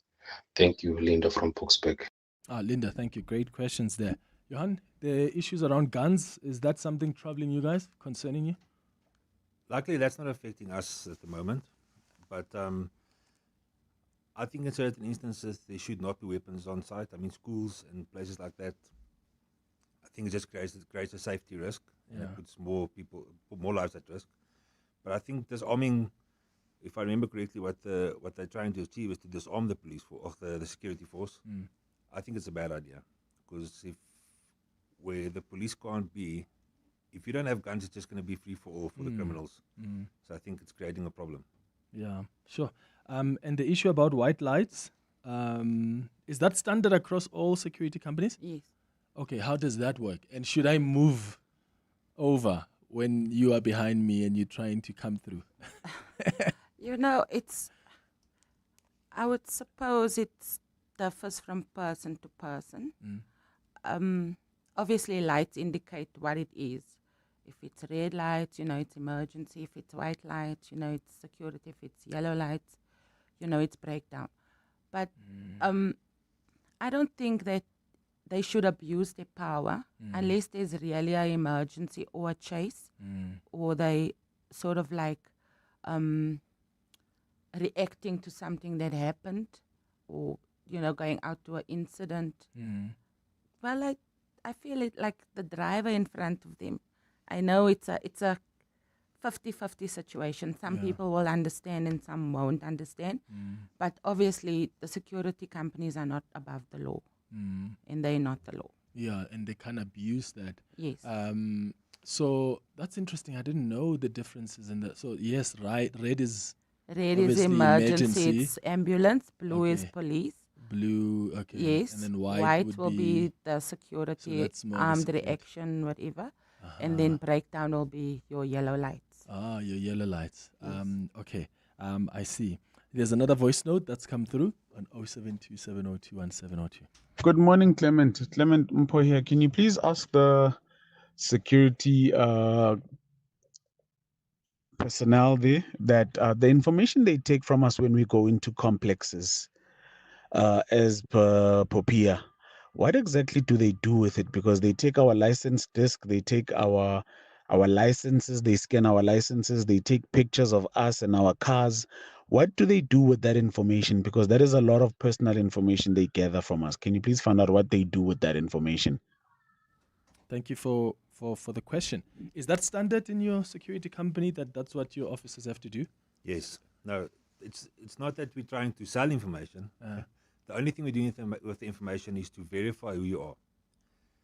If you go into a business park, you enter the business park, like I entered here today, they scan your license. It's not to get any of the information. It's just to make sure that the person that is entering and producing an ID is the actual person. In case there's a robbery or something goes wrong, we want to be able to go back and see who got into the complex. We verified all of those people. And now we have something to go by to investigate, and something to offer to give to the police as well, to help with their investigation. So the only reason we record that information is verification. That's the only thing. Okay. And that information is stored securely. It's never ever looked at unless something happens or goes wrong. Okay, but it's held preciously and stored. Yes. Like it's not being shared. But I've seen instances where I go into like a residential complex and they don't really verify if I'm the person on the ID. They just ask for your ID and then they scan and then you pass. So I could have used someone else's ID to gain access to that property. So the purpose is you want to verify that you are the right person. Yes. And also it's the customer. Example, the complex that you are guarding at that point in time. It's tailor-made. What the customer wants, the customer gets. Oh, so they would say to you when they get your services. That is a requirement, yes. Okay. So it's not at all complexes that you would scan the ID or the driver's license. No. It depends on the client, the estate, the complex. And it's normally on a scanner, like example, like at the gate scanner or these smart scanners. And that information, it's technology, it's on a computer or something. Like Johan said, it gets stored there. If there was an incident, you obviously go back to the date, to check the time, more or less the time, or whatever, and the footage and stuff like that, to just go and double check that information. Got you. Yeah. It's 10:30. Time for the latest in Eyewitness News headlines. When we come back, after the headlines, we will continue our conversation with private security companies. I've got Kayleen Lowe in studio, who's the MD of Siwadada Security, and Johan De Bruin, who's the COO at Mezuzah Security. What questions do you have for security companies? If you're in the industry as well, please feel free to share what your experience has been. Sfiso, good morning. Thanks, Clement. Good morning. In the headlines, the NPA has condemned social media posts containing threats directed at a prosecutor involved in Julius Malema's firearms case before the Gukompo Magistrates Court. The comments come in the wake of the court sentencing the EFF leader to 5 years direct imprisonment after being found guilty of violating gun laws. While the sentence has been handed down, Malema remains a free man pending an appeal to the Eastern Cape High Court. Lawyers for Tshwane Municipality's suspended Chief Financial Officer Gareth Mnisi have made an application to have some of his testimony behind closed doors at the Madlanga Commission. Mnisi is currently appearing before the Commission, testifying on his alleged role of tender rigging. He is accused of colluding with internal and external people to direct the awarding of tenders towards his preferred bidders. And Myanmar's former president, Win Myint, has been pardoned of his convictions during the post-coup military rule. Myint has been imprisoned since 2021 following a coup. He served as president since 2018, with Myanmar in the midst of a decade-long experiment with civilian rule that was abruptly halted by the coup. Those are the headlines. This EWN and more at 11 or as it happens. EWN Traffic. Travelling in Erasmus Kloof, we've got an accident reported on the N1 South. It's right near Rigel Avenue. It's causing heavy traffic volumes. Please be on the lookout there and approach with care. While travelling in Centurion, we do have faulty traffic lights reported at Old Johannesburg Road and Brackfontein. Do expect delays there. They're also out of order in Centurion at John Foster Drive and the N1. Travelling in Joburg, we've got queuing traffic reported along the N1 South. Just as you approach the Baklu interchange, there's also queuing traffic on the Mike1 North between Boyson's Road and the Crown interchange, along with the M2 West towards the Crown interchange. Expect delays there coming out of Heidelberg Road. More updates coming up. Stay tuned. There's more EWN on air, online, and on the EWN app. Yeah, yes. I used to lose time in my business every day. Slow internet, orders not going through, clients waiting. It starts small, but it adds up. You miss one thing, then another, and before you know it, everything is behind. So, now upgrade. And I got fast, reliable connectivity from MTN Business to focus on growth. Your business doesn't buffer, so why should your tech? Let's talk shop. Click on mtn.co.za/business or visit an MTN store today. MTN Business, Africa's leading enabler of connectivity and converged solutions. Attention all shoppers. Our supermarket shelves are full of unhealthy food. It's often hard for me to know which foods are good for my family. The information on packaged food is complicated and hard to understand. I wish we had easy-to-understand warning labels on foods high in salt, sugar, and saturated fat. We have the right to know what's in our food. Support front-of-package warning labels on unhealthy packaged foods. Sign the petition on heala.org. That's HEALA.org. Breathe in, insurance. Breathe out, pineapple. In, insurance. Breathe out, pineapple. Again. In, insurance. Out, pineapple. Again and again. Pineapple FSP 48650 is underwritten by Omart Insure Limited, a licensed non-life insurer and authorized FSP. Too many learners are falling through the cracks. But on Monday, the National Education Summit 2026 is determined to change that. Join 702 live at the Gordon Institute of Business Science in Sandton as leaders, educators, and policymakers come together to reimagine South Africa's education system, from early childhood development to entrepreneurship and vocational training. This is where real solutions begin. 702 live at the Gordon Institute of Business Science. Monday, 20 April from 9 a.m. The National Education Summit 2026 on 702. Across the Desk with Clement Manyathela on 702. 25 minutes before 11 o'clock, we've got on our Across the Desk feature this morning private security companies. We've spoken so far about, what are the do's and don'ts and how they go about the work. Some of you have asked about what happens when we visit these residential complexes and they take some of our information. Where does it go? And there are more questions that are coming through for my guests this morning, Kayleen Lowe and Johan De Bruin. And I'm going to start with the WhatsApps on 072-702-1702. I've got some text as well. So let's start here. Follow-up question. How long do they keep that information? So let's say you went to a complex, do they delete it after a week, after a month? How long do they delete? Or do they even ever delete it? Thank you. So that's a follow-up to that question about information at residential complexes. So that information you store, is it stored there forever, or does it get deleted after a certain period of time? No, it gets deleted after a certain period of time, depending on the client and the site or the requirements. But we don't have storage to save things forever. So I'd say 60 to 90 days. Because by that time, usually if an incident happened, we already used information, we don't need it anymore. So it will just rewrite over itself and we don't recall all of it. And then Tabo on the WhatsApp line says, "Hi Clement, I would like to know if private security companies are allowed to fire shots in the air to make a running culprit stop. Would that be allowed as far as the regulations are concerned?" No, it's not. Oh, you can't. No, you can't. And then another one says, "Clement, I have had situations where security companies create their own demand. A friend owns a lodge. Every time she informed the security company that she was leaving the property on holiday, there was a break-in. When she went on holiday and didn't tell the security company, there were no problems. Can you ask them what their comment is on this?" Jeez, I mean, that's... It's a bit of a loaded question. It is, right? Because this woman, every time she tells the security, okay, I'm going on holiday, there'll be a break-in. But if she keeps it to herself, there isn't. Which leads me, at least, to the question around how you maintain trust with your clients. Because this is an industry where a single event can define your company's reputation. Or, in fact, they could want to terminate the contract because there's been a burglary or, something happened in the complex.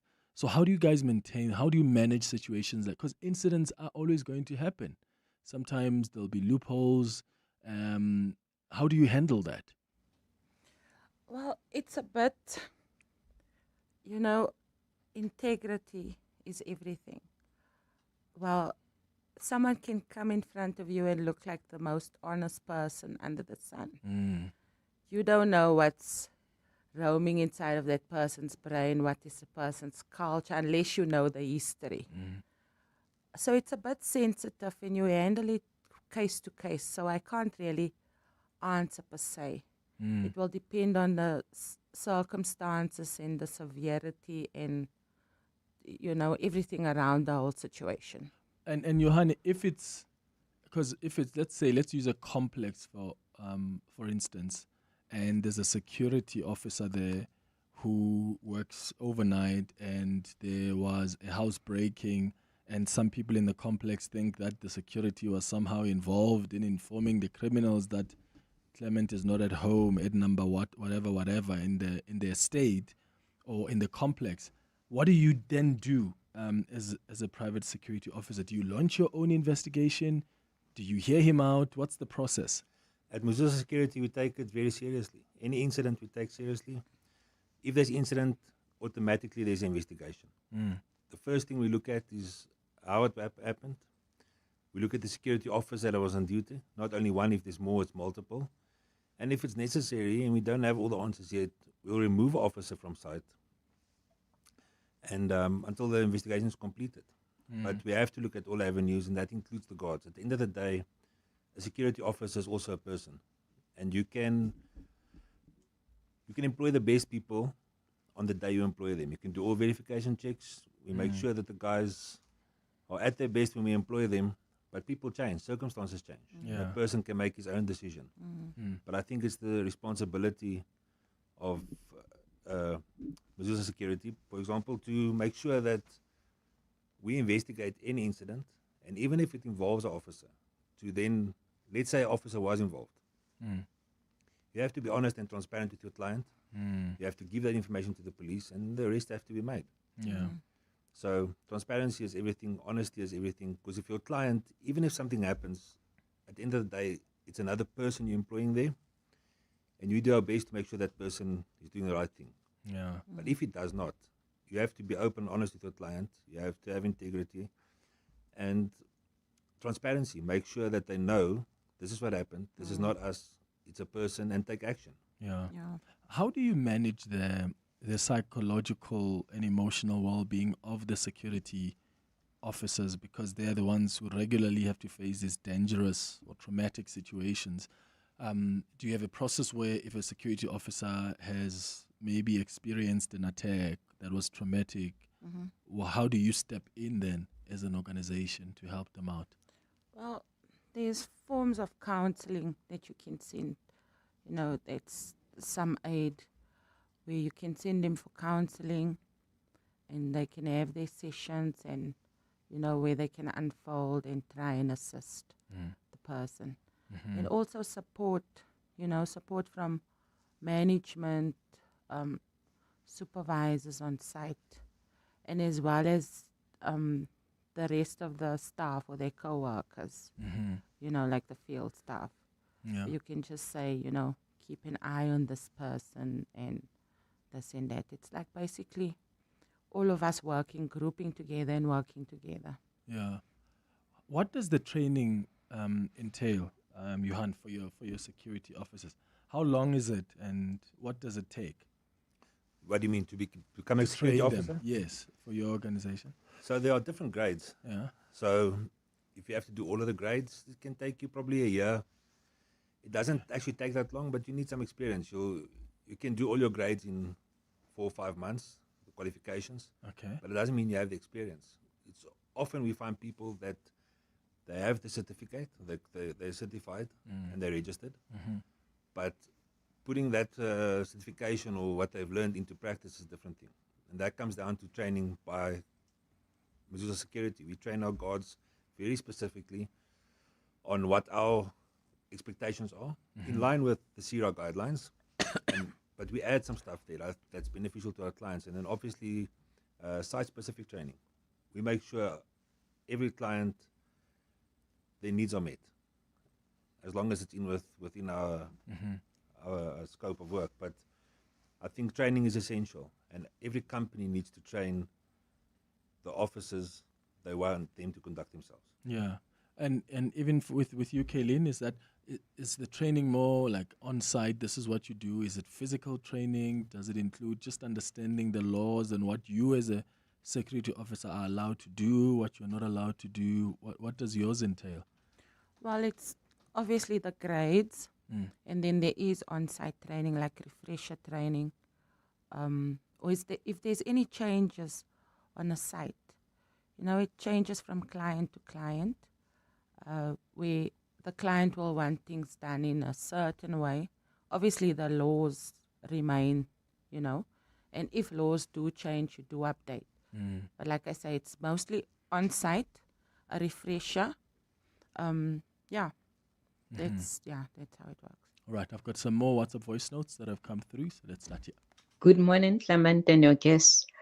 I'll just like to know, why is it that when a house has like an alarm system on the wall, it has to reflect? I mean, can't you just have your alarm and keep it private? You just have to alert. What's the alert for?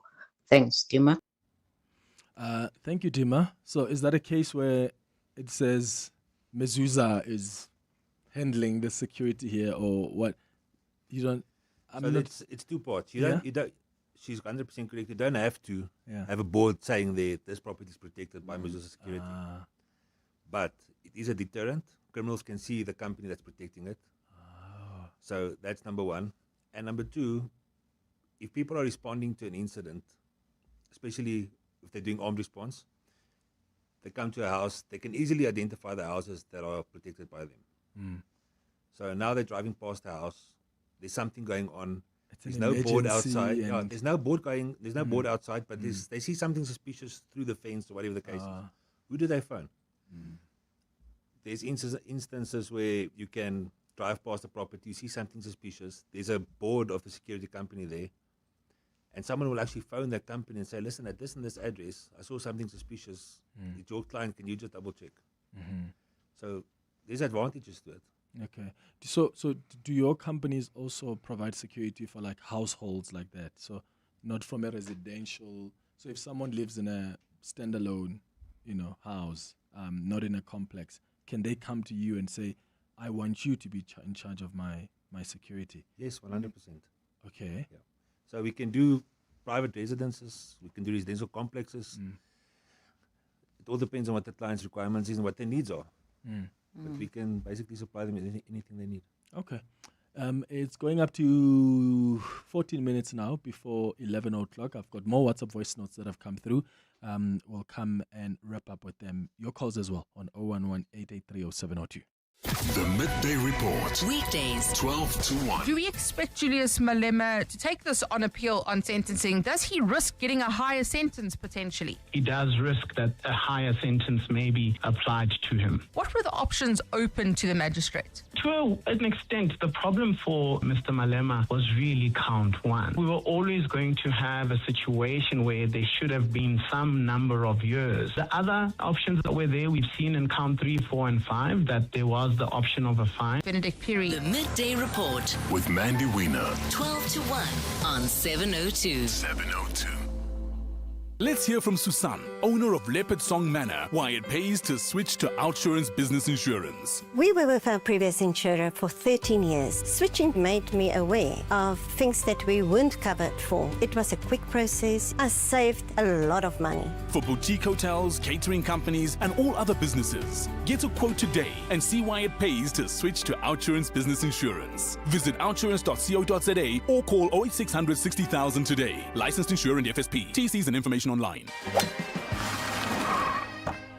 Sorry I'm late, Sevi. Had to fetch my lucky putter. No worries, let's go. We're teeing off in an hour. Great. We're taking your car. Can't. It's already taken. What do you mean taken? It was right here when I left a few minutes ago. I sold it to Weber Cars and made a whole lot of green. Birdie told me that's the best way to sell your car. Not only the best way, it's the fair way. Kom ons vat die pad.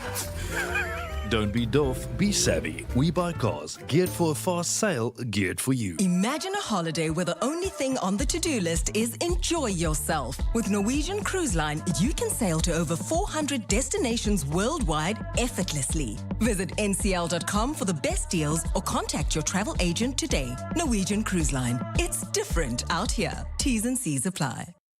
702 and MTN Business are celebrating small business owners who really walk the entrepreneurial talk, proving that big things can grow from bold ideas. It's the 702 MTN Small Business Awards, and standout SMEs are stepping into the spotlight from the townships to the suburbs and everywhere in between. Tune in to 702 Breakfast with Bongani Bingwa and the Afternoon Drive with John Perlman every weekday to meet our finalists and hear their stories. And if you're running a small business or know one that should be part of this conversation, there's still time to enter or nominate them at primemediaplus.com, because the next business we talk about could be yours. The 702 MTN Small Business Awards. Let's talk shop. T's and C's and more on primemediaplus.com. Across the Desk with Clement Manyathela on 702. 10 minutes before 11 o'clock, we are just about to wrap up our conversation with private security companies on our Across the Desk feature. So do you have any questions? Do you have any inputs? You can call us or send us a WhatsApp voice note. Let's start with Mzwake, who's calling us from Duduza. Mzwake, good morning. Thank you so much, Clement, and good morning to your guests as well. Yes, Clement, we appreciate the support or maybe the service that the private security is offering to individuals, but as maybe the government should also take note of their service, because we have seen many of the arrests that are being made in communities. They collaborate with police to arrest some of the crime that is happening, not only focusing on individuals that they are employed to do, but on a larger scale. I think government needs to subsidize these private security so that they can also complement the job that is done by the SAPS department, as much as there are also, funds that are directed to NGOs and other and other private companies that are working with government. So it should be the same with safety, so that security services, that the private security services can also extend to service, maybe a community in collaboration with police, obviously getting funds and support from government through the subsidy that they will get. So currently the benefits are enjoyed by individuals who can afford the service, but the crime is rife. It should be also taken as a pandemic. As much as when there is a pandemic, there is money that is involved to reduce that spread of the pandemic. Crime is a pandemic in South Africa, and its private securities are there to also complement the job that is done by government, by the police, and they've got the resources, right? They are on the ground, so there's an opportunity there that exists. Johan, what do you think of that? You said it all. Yeah. I mean, if you think about it, if you guys have got the personnel on the ground, the state simply doesn't, it's impractical for them to be everywhere. They don't have the number of personnel. Why can't they find synergies and working relationships where your service then doesn't only get limited to people who can afford, but they subsidize you to also take care of other communities or other complexes that may not necessarily have the resources for that? There are more WhatsApp voice notes coming through on 072702 and 702. Hi, Clement and your listeners. It's a P1 level. I just wanted to add on top of the questions that I asked earlier. Just clarify this for us. Is security personnel required to ask for someone's identity in the areas that they are patrolling? I'm not referring this as to when one enters a complex, but when someone is driving along and then the security guard stops you and they want identification, is that legal? Thank you. Thank you for the question. Is that legal? Not really. If you're patrolling the area and... No, unless there was something suspicious reported, then maybe they can ask for it. But just randomly, no. I don't think it's illegal to ask. It's not allowed, I think. But I don't think it's... You're not they have forced to produce it. Yes, so you can ask it, but somebody else may just choose, I don't want to do that. Yeah. Asking a question is not illegal. Yeah. Whether or not the guy wants to comply or not, it's his choice. Yeah, it's a separate thing. Hi, Clement and the team. My question to your guest is with regard to security clearance. Don't you think that security clearance needs to be performed on an annual basis to every security officer? Because some companies tend to suggest that because they performed security clearance when they hired them, then it's now okay. And they ignore the fact that they might have committed certain crimes along the way. David in Parkwood. Thank you, David. Yeah. So every year, the security officer needs to renew his serial certificate, his registration. If in the meantime he's got himself a criminal charge or he's convicted of a criminal crime, not a charge, if he's convicted of a crime, that will flag him on the system and he will no longer be eligible to be registered by CIRA, by the Private Security Industry Regulatory Authority. So that's the annual check. That's automatic, but I also think companies can do more and check their employees. Hi, Clement, and hi to your guests. My question is, what training do security officers get as it relates to fraternizing with the people they're supposed to be protecting? I ask particularly because one of our security officers, when I still lived at home in high school, he made advances towards me. I told my parents. They reported it to the security company and it was handled. He was moved to a different location and I'd assumed that they spoke to him, but I did at least not have to face him every day.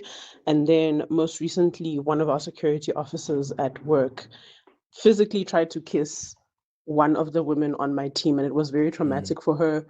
Until they removed him from that place, we had to put her in a different place to park because she was fearful having to pass by him every day. So I just wanted to ask what type of training they get so that they know how to handle looking after people and doing their work professionally and not having these instances become more common or repeated? Oh, yeah, that's a good question, because they can be competent in knowing what to do on site, physically able, but do they have sensitivity training? Do they know what are the do's and don'ts, especially when they are still on duty? Yeah, well, you're not supposed to engage with the residents or the staff of that building in such a manner. That is not allowed. You are trained on doing your job, basically, not to engage with people. Obviously, you can be friendly and assist, go the extra mile, but making advances, it's not part of your training at all. And it's right that it needs to be reported. But like the lady said now, I don't believe in moving rotten apples to another spot. It needs to be thoroughly investigated. If the person is found guilty, then they must be removed totally, because now they're going to become a problem at another site or in another place, you know. And sexual advances it's a serious thing, you know. Intimidating people in that way, it's a very serious thing. Yeah, serious crime. So must be taken seriously. Yeah, the last question here, Johan, is from Bongo, who is asking about fly-by-night companies in the security sector. Is that a big challenge? Because apparently there's plenty of them. I think that's one of the biggest challenges these out there. And it makes it difficult for companies that operate legally to provide the service to their clients. And I think the issue stems from customers wanting to pay the best price for a service. And we are regulated in what we can and cannot charge, or can charge by what we have to pay out to the security officers, bargaining councils, and governing bodies, and so on. So there are fly-by-night companies that come and they charge amounts that just impossible to be compliant. So I think it is a real big threat. And I think the biggest problem is that companies that are compliant or trying to be compliant are being targeted more for inspection than the companies that are not registered at all. Oh, yeah. Quite sad. Thank you so much for making time for us. This has been so insightful, learning more about your industry as private security companies. Kaylin Lowe, MD of Siwadada Security, and Johan de Bruin, COO at Mezuzah Security. Thanks for coming to studio. Thanks for having us. Thanks for having us, Clement. 2 minutes before 11. The Aubrey Masango Show on 702. I cover on my show issues of advisory, whether it is legal matters, whether it is financial matters. I cover day-to-day issues as far as current affairs are concerned. I cover the politics of the day and how we as South Africans are interpreting them. My listener is a curious 702 lander. They want to know what are the backstories, the stories behind what we are hearing on the airwaves. They want to understand what drives the different issues that have us talking. What I love about the 702 family and 702 Land is the fact that we have 702 landers who are responsive, who are present, who care about their communities, and who want to know how they can be a part of the process of making our areas better, but also our country better. And that for me is a great privilege. I am totally indebted to the providence out there to be talking to these people on a daily basis. The Aubrey Masango Show, weekdays from 8 to midnight. If you think you cannot afford a lawyer, think again. Clientele Legal has made professional legal services affordable. You receive up to 745,000 Rand worth of legal services per year. Our range of plans include cover for you, your spouse, children, and extended family. Plans include cover for civil, criminal, and labor-related matters. Whether it's protection orders, gender-based violence, uncontested divorce, or poor service, your Clientele Legal lawyer will be there to assist you. Our services are convenient. Simply pick up the phone and call your lawyer, or send us an email and we'll get back to you. All plans include a bail benefit of up to 5,000 Rand, and we'll go to the police station and pay it for you. Plus, Clientele Legal offers you 24-hour telephonic legal advice. SMS Legal to 48721. That's legal to 48721. Clientele General is an authorized FSP and licensed non-life insurer. T's and C's online. Standard rates apply. Some moments are personal. Some spaces are professional. All of them deserve care. At Frond and Filigree, we create handcrafted floral experiences for life's meaningful moments and the places where they happen. From birthdays and anniversaries to hotels, offices and events, our bespoke arrangements are designed with artistry and intention. Because when flowers are done right, they elevate every moment. Visit frontandfiligree.co.za.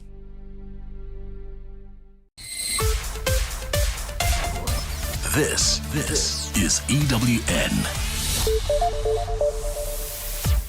Good morning, I'm Sfiso Zulu. The NPA has condemned social media posts containing threats directed at a prosecutor involved in Julius Malema's firearms case before the Gugompo Magistrates Court. The comments come in the wake of the magistrate sentencing the EFF leader to 5 years direct imprisonment after being found guilty of violating gun laws. While the sentence has been handed down, he remains a free man pending an appeal to the Eastern Cape High Court. The NPA says any form of intimidation against prosecutors is unacceptable and undermines the rule of the law and the administration of justice. It warns that such threats must be taken seriously, particularly in the Eastern Cape, where 3 prosecutors have been killed in recent years. NPA National Spokesperson Kaiser Khanyago. Threats against prosecutors, whether perceived as credible or not, must be treated with the utmost seriousness and reported to the relevant law enforcement authorities for investigation. Lawyers for Tshwane Municipality's suspended Chief Financial Officer Gareth Mnisi have made an application to have some of his testimony behind closed doors at the Madlanga Commission.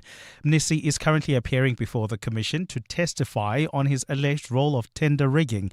He is accused of colluding with internal and external people to direct the awarding of tenders towards his preferred bidders.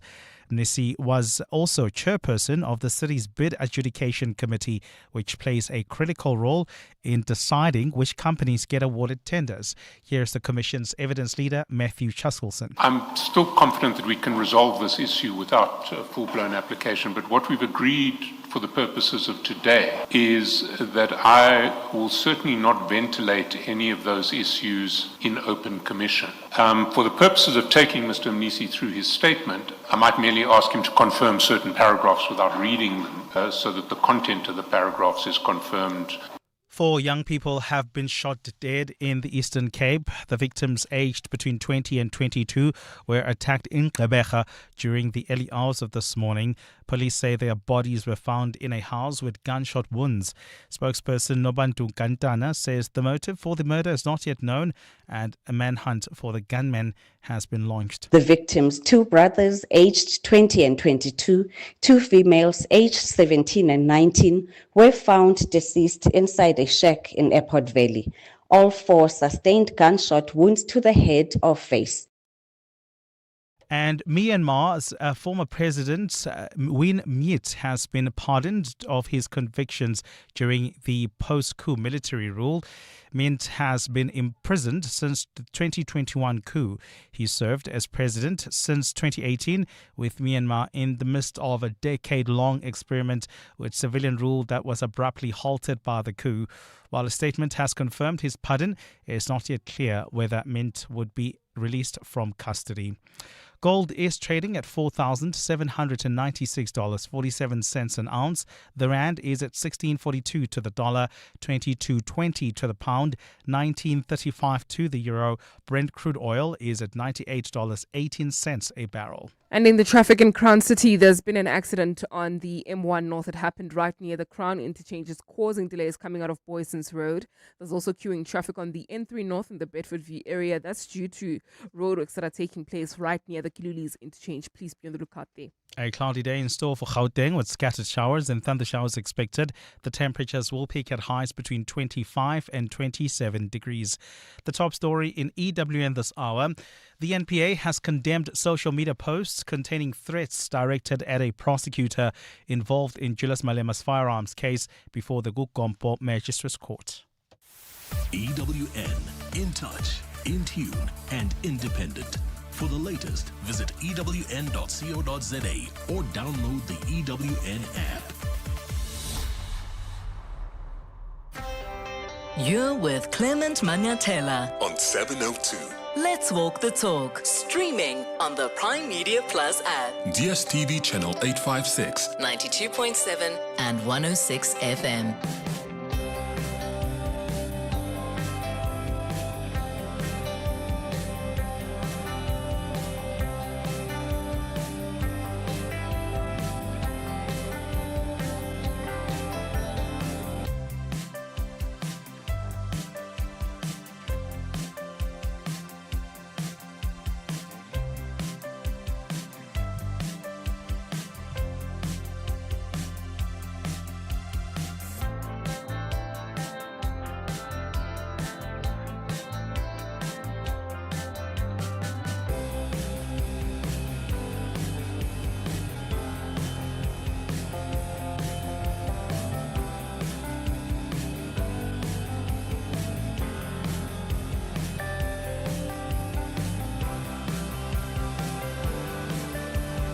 6 minutes after 11 o'clock. Dumelang, welcome to the third and final hour of the Clement Manyathela Show. Time for our relationship feature.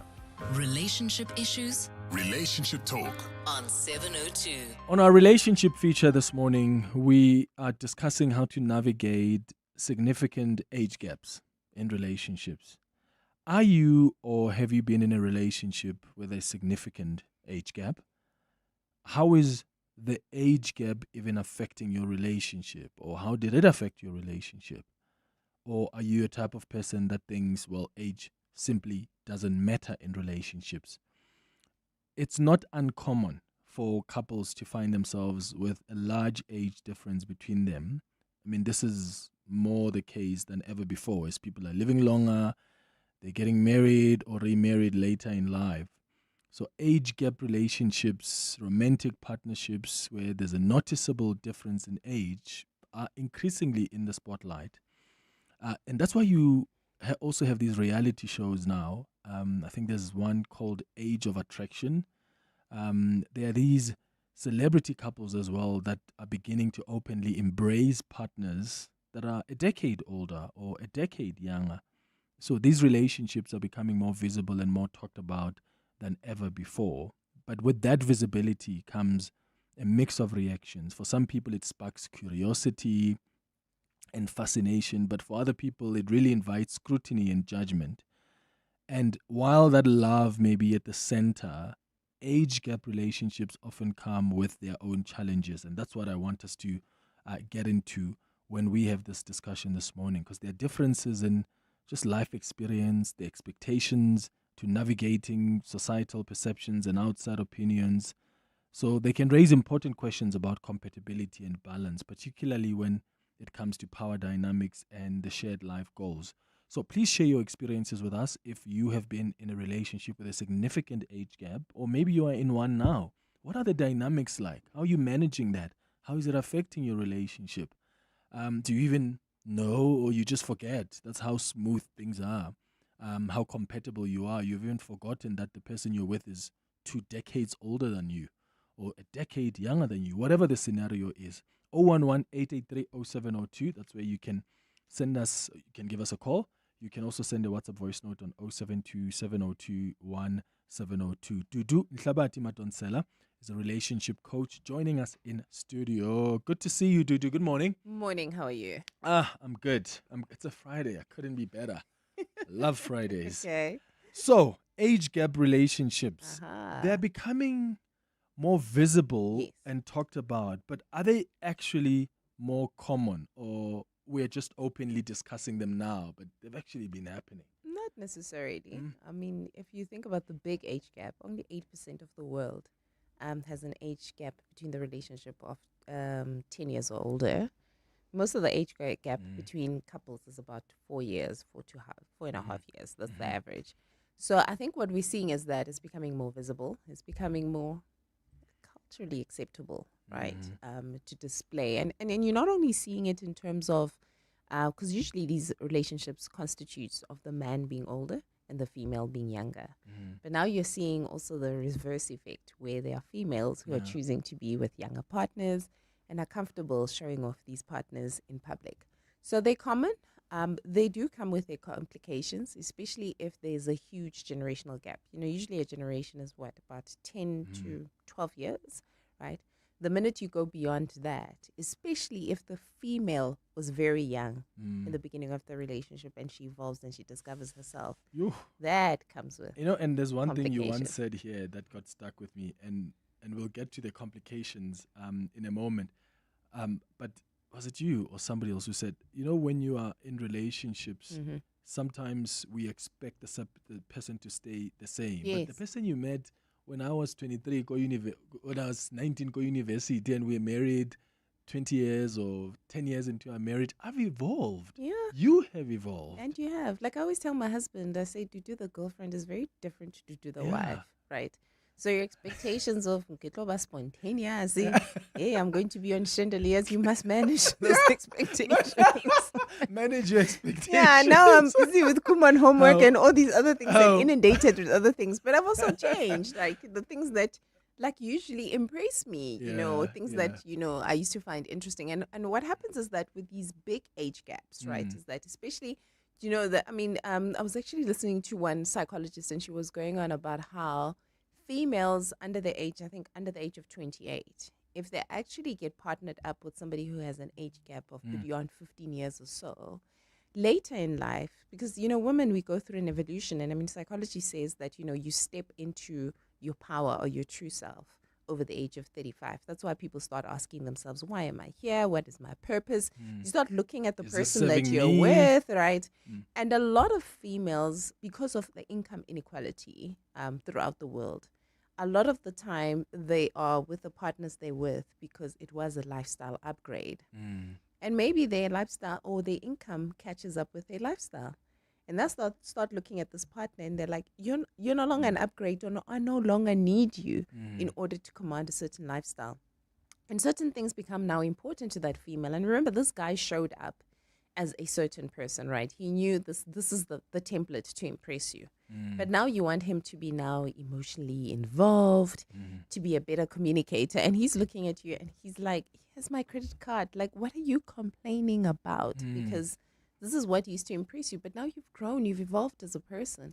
And that comes with that. And I think from a female side, as much as it's becoming socially acceptable to have a younger partner, but you're still not taken seriously if the age gap is too big. But who's not taking you seriously, the partner or society? No, society, so right. What I've picked up lately is with like people in my circle, ladies who are older and are dating younger people, whether 3-year difference or 10-year, they are very comfortable to talk about it now. Like, it really sometimes surprises me. Like, my husband is 1 year younger than me. And we're comfortable with that. I find twins, 1 year, come on. Yes, so I find that society within a 5-year gap for a female, it's okay, right? Yeah. But the minute now the female is 40 and the partner is 23, they suspect that there's an inadequacy about a female. Why would you go for such a younger partner? Because the narrative is that the females mature faster. Like, for example, I can't imagine myself with a 20-year-old. I think I will bore a 20-year-old man, to be quite honest, right? But there are mature 20-year-old men out there, and it's just the way I've been socialized, right, and the limitations in my head, right? But now society assumes that the fact that you're going for a much more younger partner means that there is an inadequacy about you. You couldn't be able to either handle a partner around about the same age as you, or you have control issues and this guy is easier to control, or there's money involved. What is happening with these young lads? Because I'm telling you, I'm hearing this a lot when I'm at dinner tables, when I'm at a braai, where a lady who's at 40 or 39 will tell you of a guy they're dating who's 30 or 31, sometimes 28. And every time I try to get a sense of what has attracted you to someone this young, and they're like, these boys are bold, they're confident, and they know what they want. They're not even intimidated by you and your success. And apparently, it's the people of their age group that are too intimidated and fickle.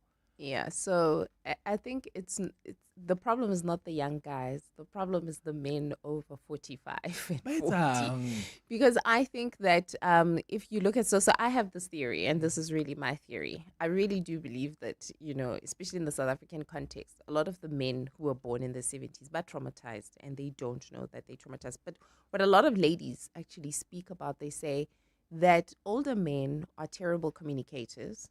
They are stuck in their ways. They do not want to change their ways. They don't want to embrace a different way. And they're just tired of being with somebody whereby the lady's always doing the emotional work in the relationship and the man is on the receiving end and not even being flexible enough in order to adjust their ways in order to make the relationship work. And I think the younger guys come with, and the reason why I was referring to the 70s and probably the 60s generation is that they come with less... What is it? When you're not impacted by how the world expected you to behave in the past. And I'll give you a view in terms of, for example, a black man. I was talking about why is it that when you look at, for example, white men and you look at black men, white men will approach you. They are very vocal. Like, especially if you're a black woman and you asked out by white men, you think they love bomb you. And then you realize, no, they actually don't love bomb you. Just black men are very reserved about their feelings, right? And, you know, like, and I was talking about how that love bombing, we call it love bombing because we're suspicious. What do you want, right? Why are you so into me so quickly? Because we're used to black men being reserved. And somebody said something so profound. He said, back in the days, we had spies. And if somebody came into their life and was too good to be true, and they wanted to find out as much as they could find out about you and so forth, you just used to be suspicious. And we've carried that suspicious energy throughout the years. And probably millennials and probably kids born in the 70s and 60s are probably very suspicious of people who are bold, who are open, who are so forth and whatever, right? But the younger generation, they don't have those hang-ups, right? If they like you, they like you. If they think you're attractive, they think And you're they'll attractive. tell you. Yeah. They're not socialized the way we've been socialized. Yeah. So I think it's more of, it's refreshing for a woman to find, especially when you get older, the ability for the partner to communicate and to not lead with the dominance of the ego, or because I'm a man, I should be treated a certain way, is so refreshing. In fact, one of the ladies I know who is 40 and is dating a gentleman who is 28, 29, she says to me one time that the guy called her and said, hey, I just want to again make sure that we are on the same page. Like, are you still happy? Do you want us to have something more serious? Yeah. Do you want us to dial it down a bit? What do you want? Yeah. And I just thought to myself, wow, that's not a conversation that 38-year-olds and 45-year-olds are having. I'm 44. No man has ever had that conversation. In fact, with me. now when you say, what are we doing? What is this? They get offended. Like, what do you mean? Yeah. I told you I have a wife. It's like, and then you're like, well, you didn't say it in so many words. But do you see that can be attractive to the so older refreshing. women, because they're like, oh my God, that's so refreshing. Look at this kid who's coming and is like so boldly, so confidently, is like, let's talk. Yeah, they're giving you the kind of relationship you've always wanted. Yeah. But you just never had the words to express what is it that you're looking for, because you'd never seen it before. And now that it comes in this package, and the package is slightly younger, like I say, Still more energetic. I mean, yeah, perimenopause is real. I hear people going about this energy business. I'm like, which perimenopause are you perimenopausing? But the whole point is that I think that the younger generation has less hang-ups. Yeah. Like, Yeah. and I think that's so refreshing But for you females. enter your sweet spot as women at 40. I mean, isn't that what happens? Like, in as far as intimacy is concerned, or is that touch and go? It's debatable. Oh, it depends okay. on how much perimenopause You is have in your system. Okay, because okay, let's talk about complications and then go to the calls and WhatsApps. What are the complications that come with a significant age gap? When, especially if so I always, when somebody asks me what is too old, I'm like, a 40-year-old can comfortably date a 60-year-old. Probably even a 35-year-old can comfortably date a 55-year-old. Can a 25-year-old really have a fulfilling relationship with a 55-year-old? It's very individualistic, right? And a lot of those relationships sometimes struggle. And it's because of the fact that the partner who was younger at that time probably didn't know themselves. They didn't know who they want, what they want, who they are.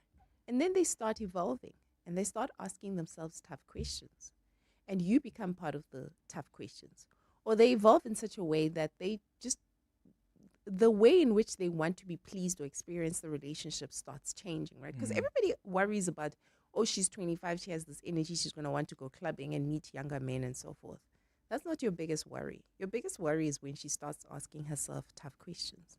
And if she was with you because either it was out of total admiration, because she just didn't know better, he had more life experience, you guided her in certain things and so forth. Now she's gained this life experience and she's starting to look at you from a very objective perspective, right? Or if, for example, it was around the fact that it was a lifestyle update and now she's 40 and now she can command that income. Yeah. Or that the idea of the fact that you can give her all these wonderful things is no longer attractive to her. She just wants more, right? That in itself, if the other partner was not anticipating this, was not also open-minded to the fact that the other person can grow. Because what I find a lot of the time, you speak to men, like I was with the one guy trying to get him a girlfriend, and he said the sweet spot is 35. How old is he? And he is in his 50s and stuff like that. And most of the time when you talk to men and they say, I don't want to go beyond a certain age, they always say that beyond a certain age, they're harder to control.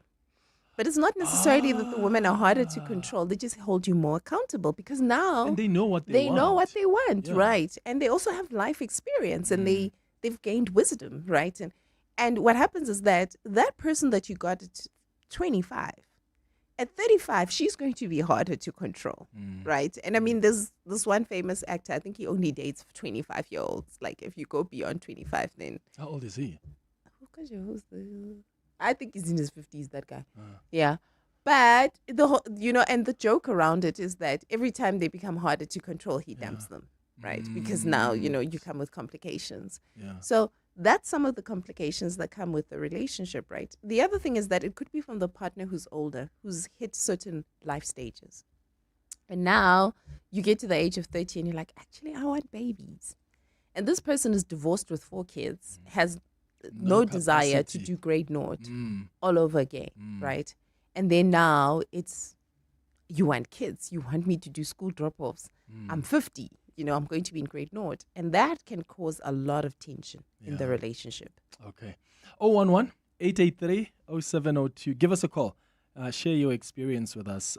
You can send your WhatsApps as well on 072-702-1702. How do you navigate significant age gaps in relationship? Are you in a relationship currently with a significant age gap? Maybe you're dating someone much older. Maybe you're dating someone much younger. How are the dynamics in that relationship? Or do you just think age doesn't matter? 011-883-0702. Goje is calling us from Midrand. Goje, good morning. How are you, Clement? I'm all right, man. How are you doing? I'm fine, thank you. Sure. It's a very interesting conversation, actually. I just wanted to find out from your guest, because she opened up by saying we evolve as people. So I'm currently dating a 20-year-old and I'm 50 years old. Okay. And my fear is that she will evolve to one more, and then I'll evolve to one less. And then how do I come into terms with that? And how do I accommodate her so that she doesn't feel like I wasted her time? Yeah, great question there, Goje. And Goje, do you love her? Yes, I do. Do you think you would marry her? Let me disclose that I'm divorced. Okay. But then after my divorce, I was not looking to marry anyone anymore. I just wanted a permanent relationship. Yeah, and she's okay with permanent that? partner. Do you think she's okay with that, or has she raised the issue of marriage with you? She raised it, and then she said she doesn't like the idea of a permanent partnership. She would like to be married, and I'm not looking to be married, nor looking for kids anymore. Yeah, and you've got your own kids? Yes, I do. Okay. Dudu has a question for you. Go ahead. Is the reason you're, and maybe you haven't thought about it, the reason that you're with a younger woman was because you just wanted to remove the complications of somebody who's ready to settle down. So if you maybe dated like a 35-year-old, they're at that stage in their life where they want to settle down. Did you want to prolong the idea of you being able to be single, even though you're in a committed relationship for a while, before somebody pressures you for this? I'm not. I was not in a rush. Actually, I had other girlfriends before her. It's just that we happened to be having a commitment to one another. It became serious. It started like a fling, but then ended up being serious. Okay, so just fell in love. All right, Goja in Midrand, thank you so much for that. So I suppose his main question is, how do I then, because you've said, yes, that 28-year-old, it's fine now. What happens when the 28-year-old reaches 35? Yeah. And what they used to get from you, they can get for themselves. And now they're asking themselves, but is this still working for me? And I guess the other complication is the issue of, like, most 50-year-olds, some have been married before. Yes. They've got their own kids. When there's a 28-year-old who still wants a family, wants to go walk down the aisle. Exactly. Then And your family's still expecting that from you, right? Yes. So you have to navigate that.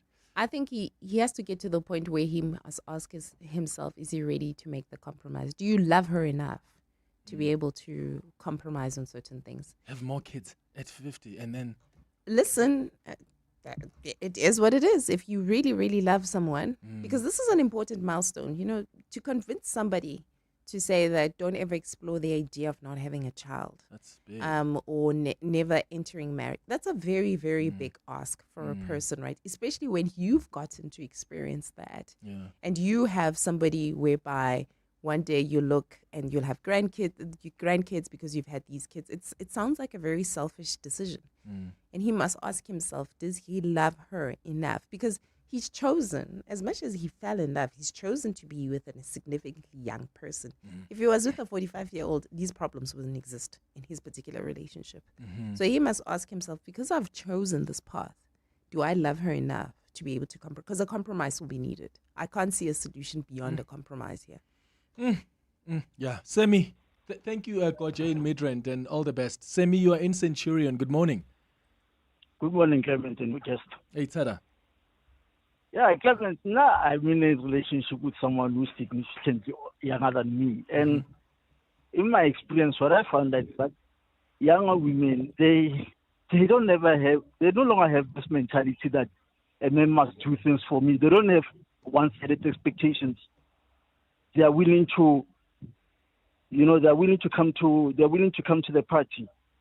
You know what I'm saying? Really? They no longer have, yeah. Sorry, how old are you, Semi, if you don't mind me asking? I'm not gonna speak for other men. Yeah. I'm 46. 46, okay. And the age gap? Yeah. And 20 years age gap. Oh, 20 years. 20. Okay. Yes. They are willing to come to the party, right? They don't have this thing that they take initiative, you know what I'm saying? Another thing is that they are willing, they are accepted when they are being called out. Okay. When somebody stuffs up, they don't have this thing that you are controlling me or maybe you are intimidated whatsoever. No, they look at, why are you calling me out? They look at the reason of that. Unlike older women, they have this thing that when you call her out, especially when she's more successful, you call her out on something, then suddenly you are intimidated, suddenly you are controlling. With younger women, I've never encountered. And another thing with older women, and I know most people might come after me for this. Since I'm a man who don't have children, with a younger woman, I know that fine, she's still of a childbearing age. I don't have children myself, and I'm not willing to be somebody else's. I'm not willing to be somebody else's stepfather. So I know with a younger woman that sure, she's still of childbearing age, you can have children. Unlike with an older woman who's my age, right? She has already got 2 or more children. And I don't have a future with it. No, I hear you. Semi, in Centurion, thank you. I love what Semi's saying.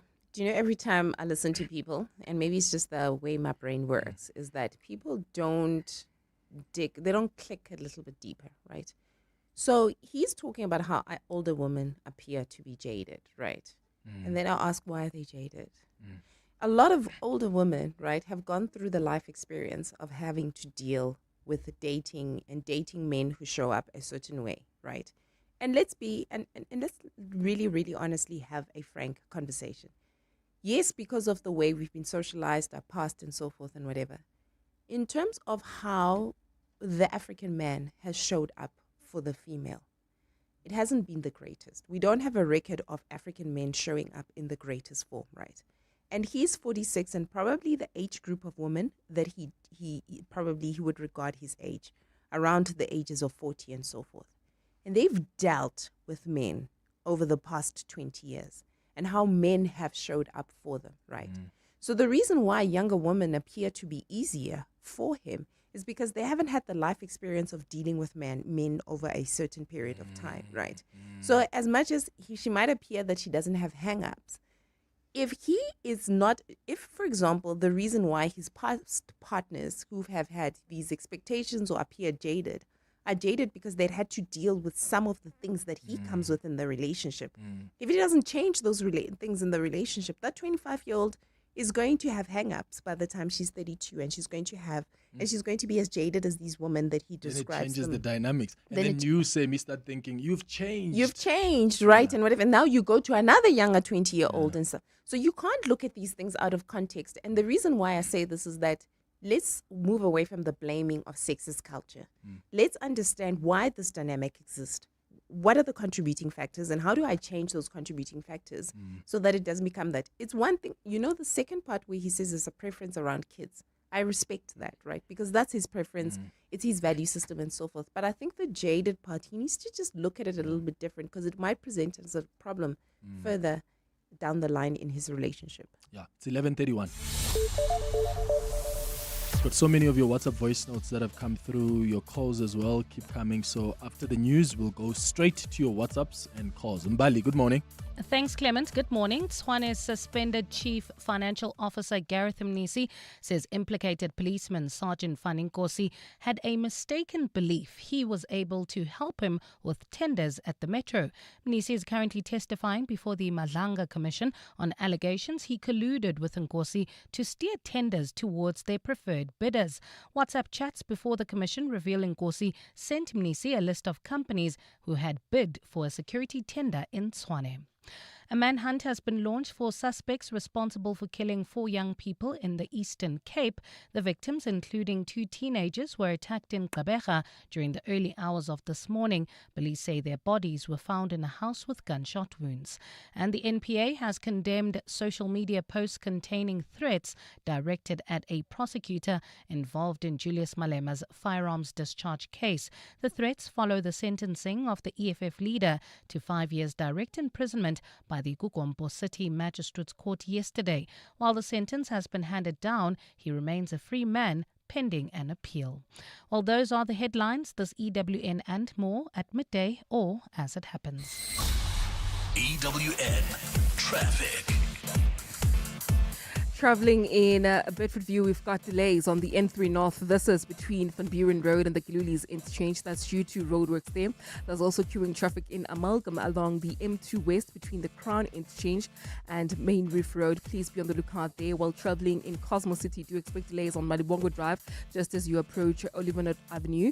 There's also queuing traffic in the city of Tshwane along the N1 South approaching the Flying Saucer Interchange, and traffic lights are out of order in Midrand along the N1 and Olifantsfontein Road. They're also out of order in Rand Park Ridge at Bayers Nodia Drive and Northumberland Avenue. Please be on the lookout there and continue driving with care. More updates at the top of the hour with Khomotso Munyai. Stay tuned. There's more EWN on air, online, and on the EWN app. The pain of losing a loved one is never easy. It will leave you feeling overwhelmed. At Clientele, we understand that burying loved ones with dignity truly matters. Our funeral plans pay out cash within just 24 hours, and you receive 200 Rand airtime when you claim to make those important calls. Plus, we cover up to 13 people on one plan. SMS funeral to 31586. That's 31586. Clientele Life is an authorized FSP and licensed life insurer. T's and C's online. Standard rates apply. Aziz Shege, be in the game. Show your love for D-Ski with Hollywood Bets. We're taking the soccer season to new heights. You could win a share of 4 million Rand in cash and prizes, including an all-new Toyota Hilux double cab or Toyota Starlet Cross. All you have to do is bet 10 Rand or more on any soccer fixture online or at your nearest branch. Bet now and strike for glory. T's and C's apply. Hollywood Sportsbook is a licensed betting operator. No persons under the age of 18 years are permitted to gamble. Winners know when to stop. South African Responsible Gambling Foundation toll-free counselling line 0800 006 008 or WhatsApp help to 076 675 0710. Some returns are worth the wait. Your favorite band, that binge-worthy series. And now, the return of Motor Select's Demo Deal Dash. From this Thursday, 16 April to Saturday, 18 April, get up to 100,000 Rand trade-in assist on any demo model. Hurry to motorselect.co.za or any participating Motor Select dealership nationwide. 3 days, one big return. T's and C's apply.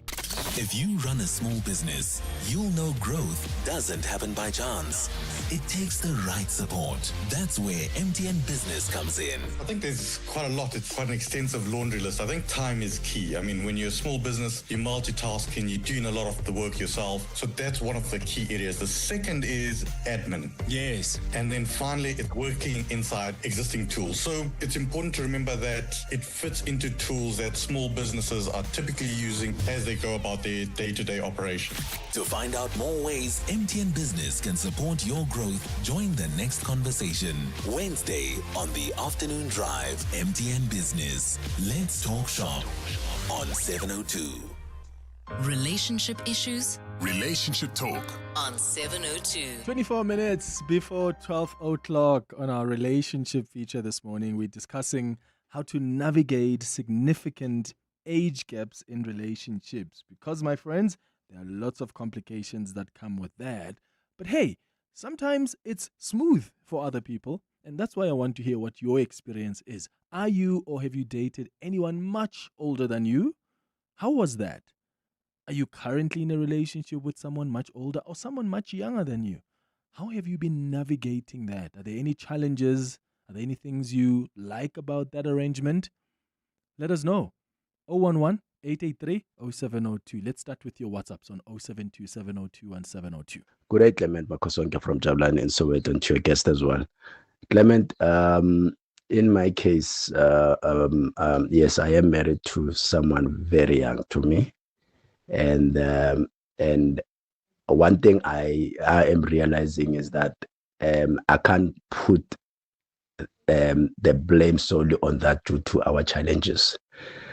The reason being is that since I have worked on becoming a husband of value towards her, believe me, she is, things have changed. Things have changed drastically, I must say. And I think we've been engaging with my challenges. So things have changed. And one of the things that I'm noticing is that she's also working towards what I have done. You know, she's responding positively towards that. So yeah, it is a challenge, but I also think when you violate principles, that's where the biggest challenge is. Thank you.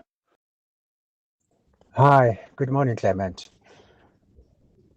Actually, what your guest is talking about is actually true in a sense, but it is vice versa. Older men like younger women, hence younger guys like older or love older women. Okay, for us guys, older guys, being attracted to younger ladies, they actually activate us, you know, everywhere, between the sheets, everywhere. Not that they get attracted to what I have or my wealth, not all the time, but they are there to listen. They listen, you know. Yeah, long story short, that's the way it is. This is interesting because the young ones listen. So they listen. This is what this listener says. He says they activate us also in the sheets. I shared with you, I got a message from somebody who also on Twitter who says, yeah, but sometimes there are restrictions when it comes to intimacy with the older women. Mhm. For instance, younger women will be more comfortable to do oral sex, for instance, Yeah. as opposed to like an older woman. And these older guys are like, but we want that experience. Yeah. That's interesting. I mean, the men who have called in have really praised these younger women.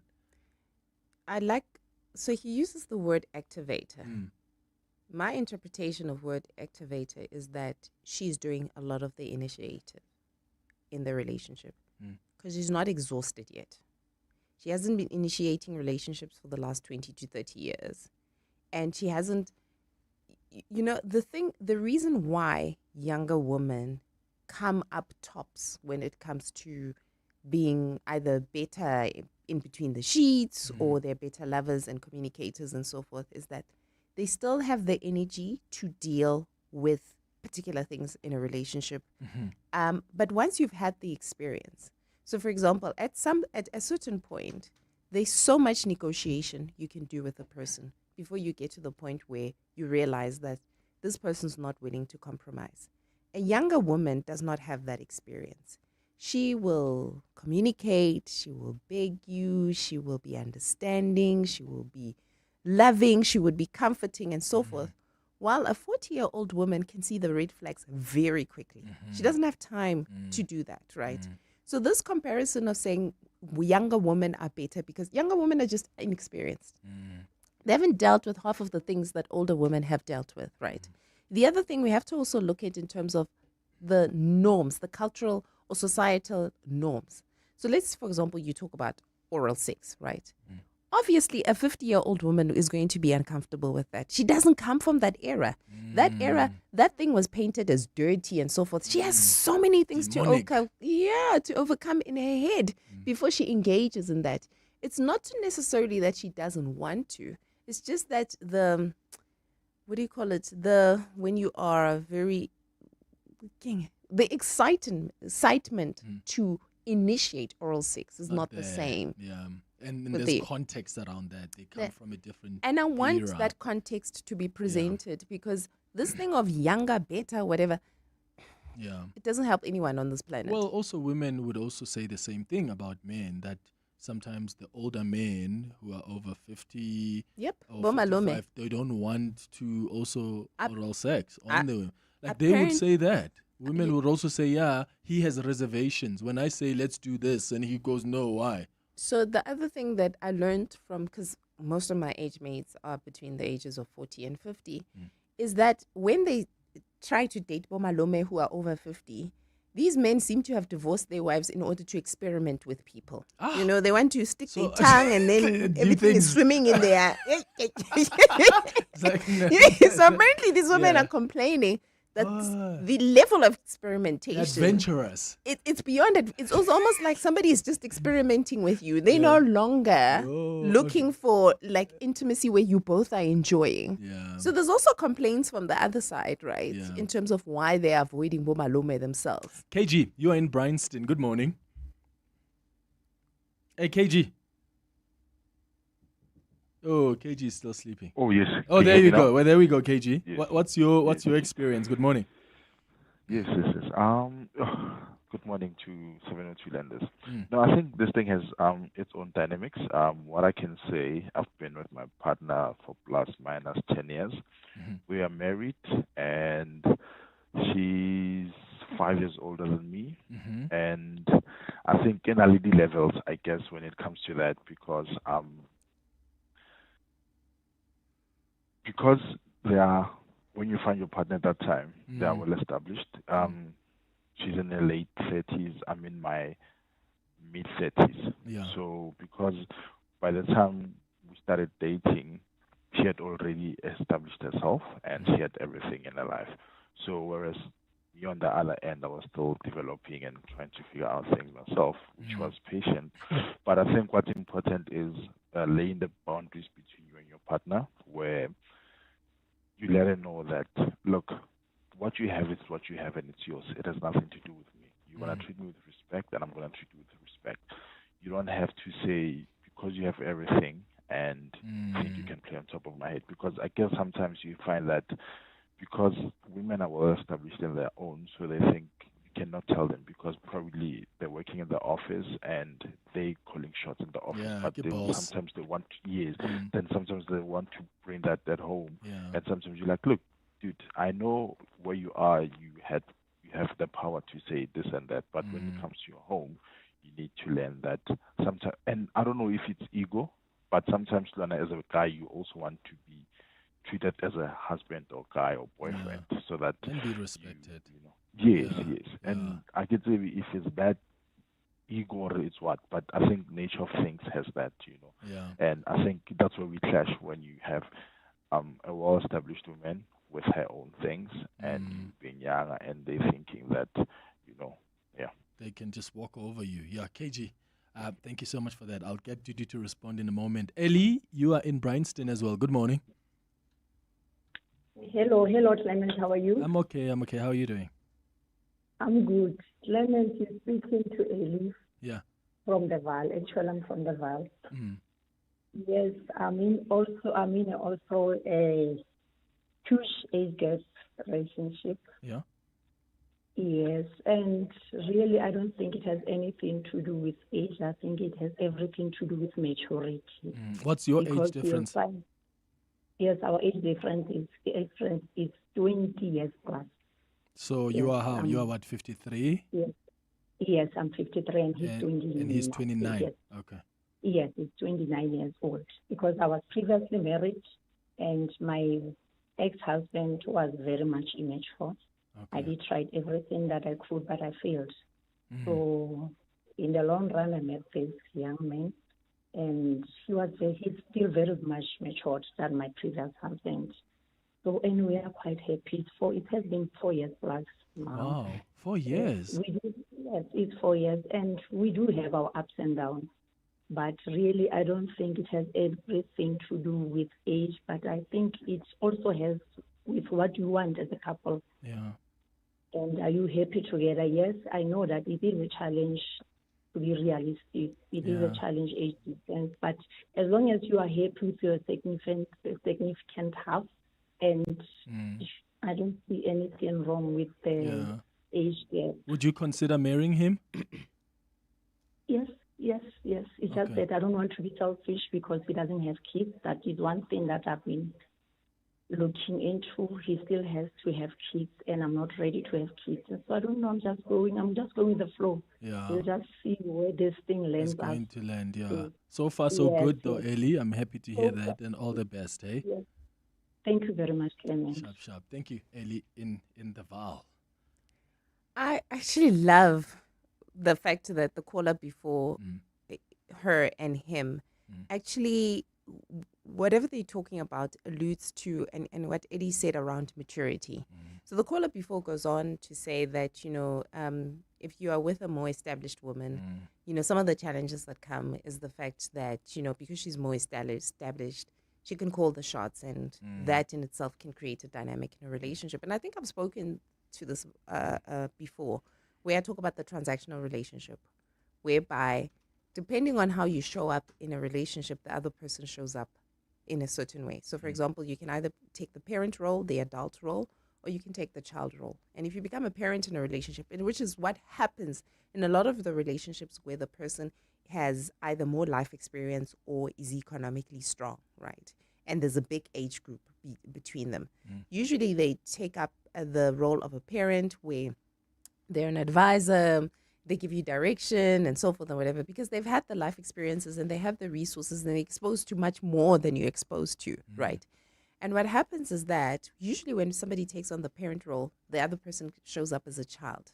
And based on the personality or the dynamics in the relationship, they can either be highly rebellious or they can be very compliant in a relationship. So most of the time, and I think it's what is happening in Ellie's case, whereby the best relationship is when you both show up as adults, right? Because when you show up as an adult, the other person shows up as an adult in a relationship. It's fulfilling. There's joint accountability, and everyone is clear in terms of what value they want to bring into a relationship. So I think that's also quite important to understand that the dynamic that is presented by people whereby the age group is quite older is if you show up as the savior, or you show up as I'm going to give direction, and you're much more older and you have more resources, there's a certain dynamic that is going to come into the relationship. And the other thing that I picked up from, and it's just regards because there was a lot of men who called in, and there's a bit of a contradiction, right? And the contradiction is the older men are going on about how younger women are better and so forth and whatever, and this is the way to go.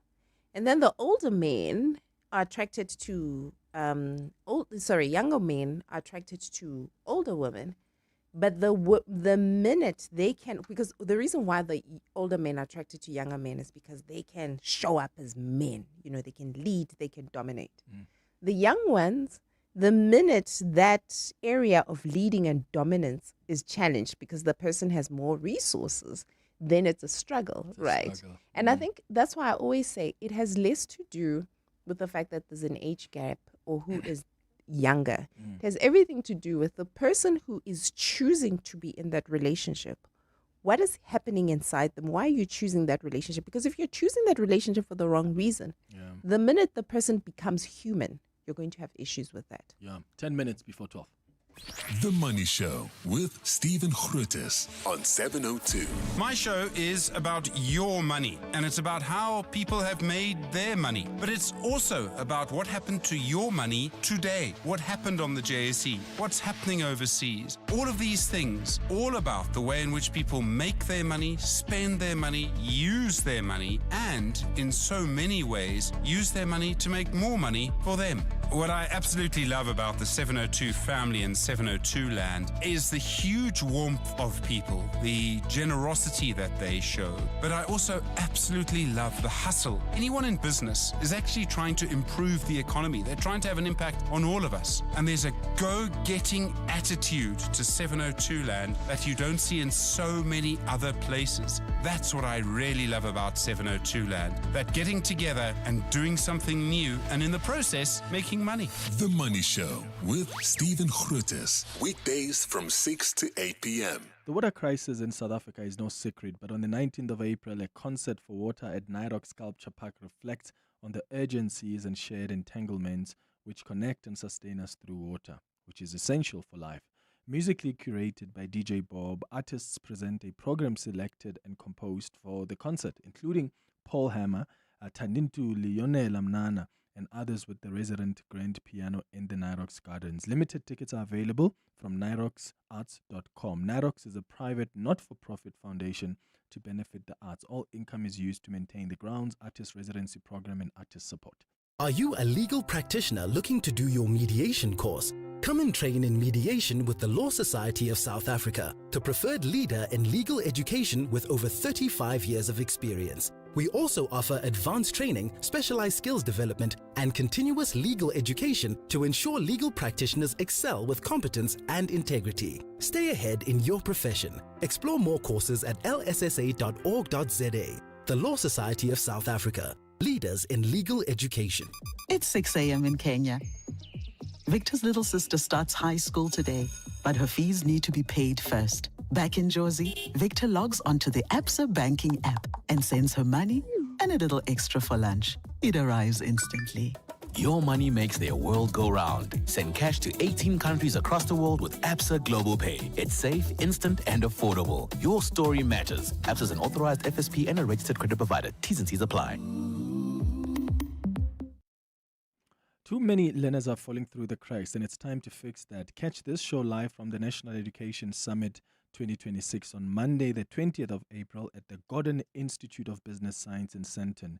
Be part of the conversation reimagining South Africa's education system as leaders, educators, and policymakers come together to build a stronger future for every learner. Don't miss the Clement Manyathela Show live at the National Education Summit 2026 from 9 to 12 p.m. on 702.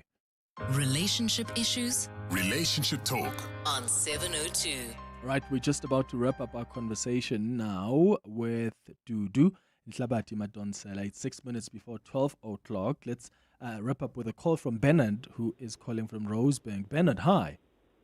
Hi, afternoon. Good morning. How are you? Good. How are you doing? What's your experience? Good. I'm doing well. Now you're having a very interesting topic. Mm-hmm. Okay. I was saying to the lady who answered the phone, I'm going to be 81 years old in 4 months' time. Yeah. My wife is 27 years younger than me. Mm-hmm. Okay. We've been married for 20 years. We have a 20-year-old daughter. Okay. And I don't know. Look, I mean, it's it's nice. I mean, it's like if you have a younger woman, But I mean, also age to me, it's just to us, it's just a number. Yeah. We've never had a problem regarding the age difference. Well, other people, other people might have a problem. Yeah. The only thing that used to annoy me or used to make me laugh when I fetch my daughter from school and they say, "Oh, your grandpa is outside." But then, I drive a Harley Davidson, then the next day I rock up on my Harley, okay? Uh-huh. And everybody, "Oh, your dad." It's so cool. Yeah. And the thing is this, I play golf, Yeah. Okay. Yeah.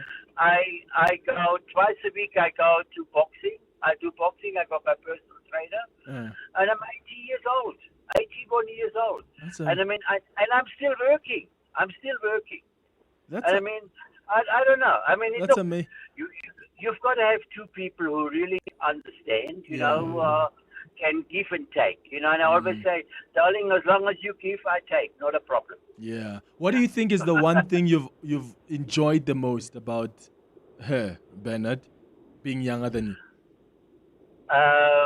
Look, obviously, I mean, you know, it's when I met her, I mean, she's from Swaziland, you know. I mean, she's incredibly good looking and nice figure, and you know, and you know, as a if you're a little bit older and you say, Jesus, you know, it's a nice chickie, you know, and you know what I mean. Yeah. And then we sort of started to look. I mean, she in the beginning she just thought, you know, I want to be her friend. I said, I don't want to be your friend. Yeah. I want to be the boyfriend. You know? And look at you guys, 20 years later. Hey, thank you so much for your call, Bernard. And Dudu, thank you so much. I think we should do part 2 of this chat because the number of messages we've received on WhatsApp, I haven't even gotten to many of the WhatsApps.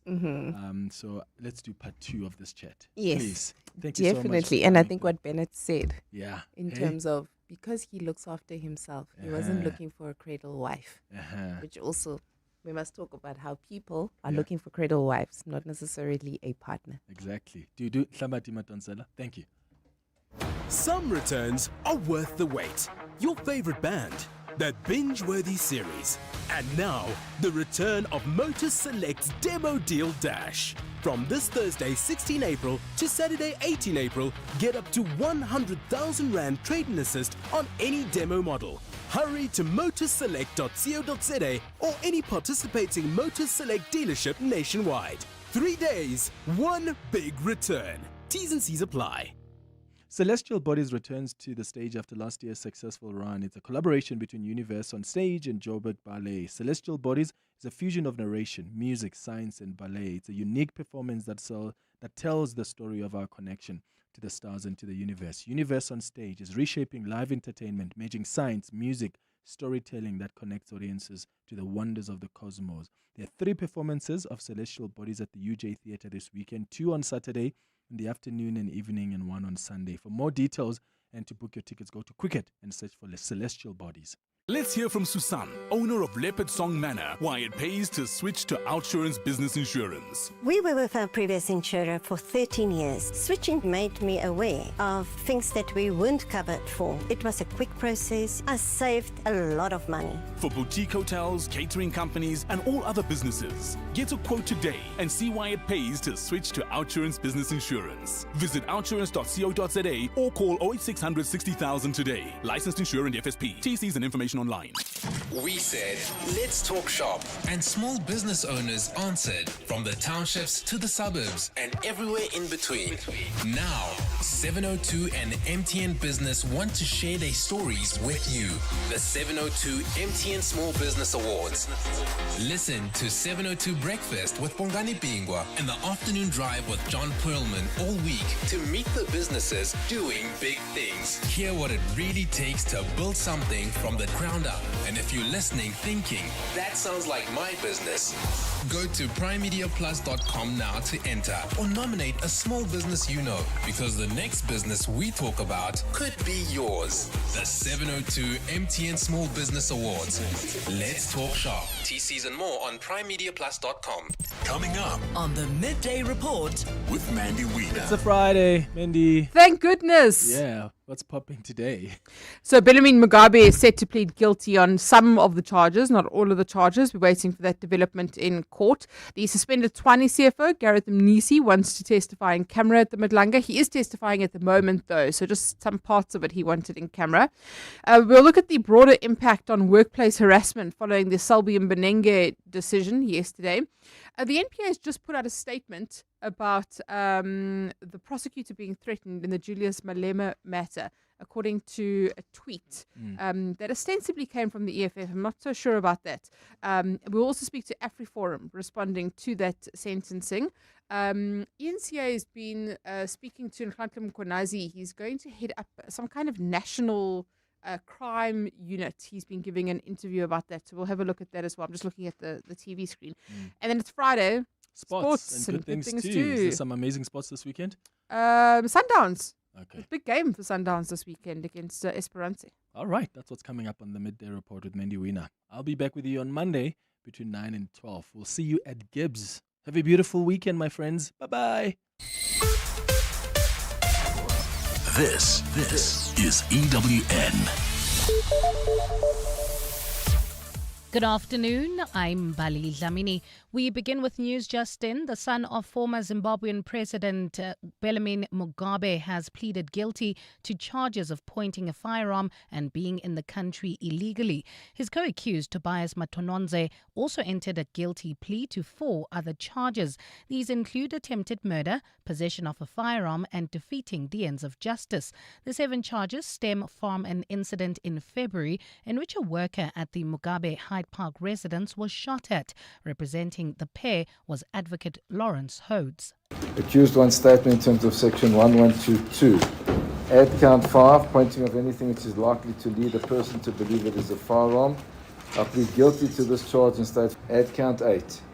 Entering, remaining in or departure from the Republic in contravention of section 49 of the Immigration Act 13 of 2002. It's the other breaking news this hour. The Ngabinde inquiry has dismissed an application by former NPA boss Shamila Batoyi to seek legal advice while under cross-examination. Batoyi brought the application while fielding questions from advocate Andrew Chauke's lawyers. The inquiry was set up to look into Chauke's fitness to hold office as Johannesburg prosecution's boss.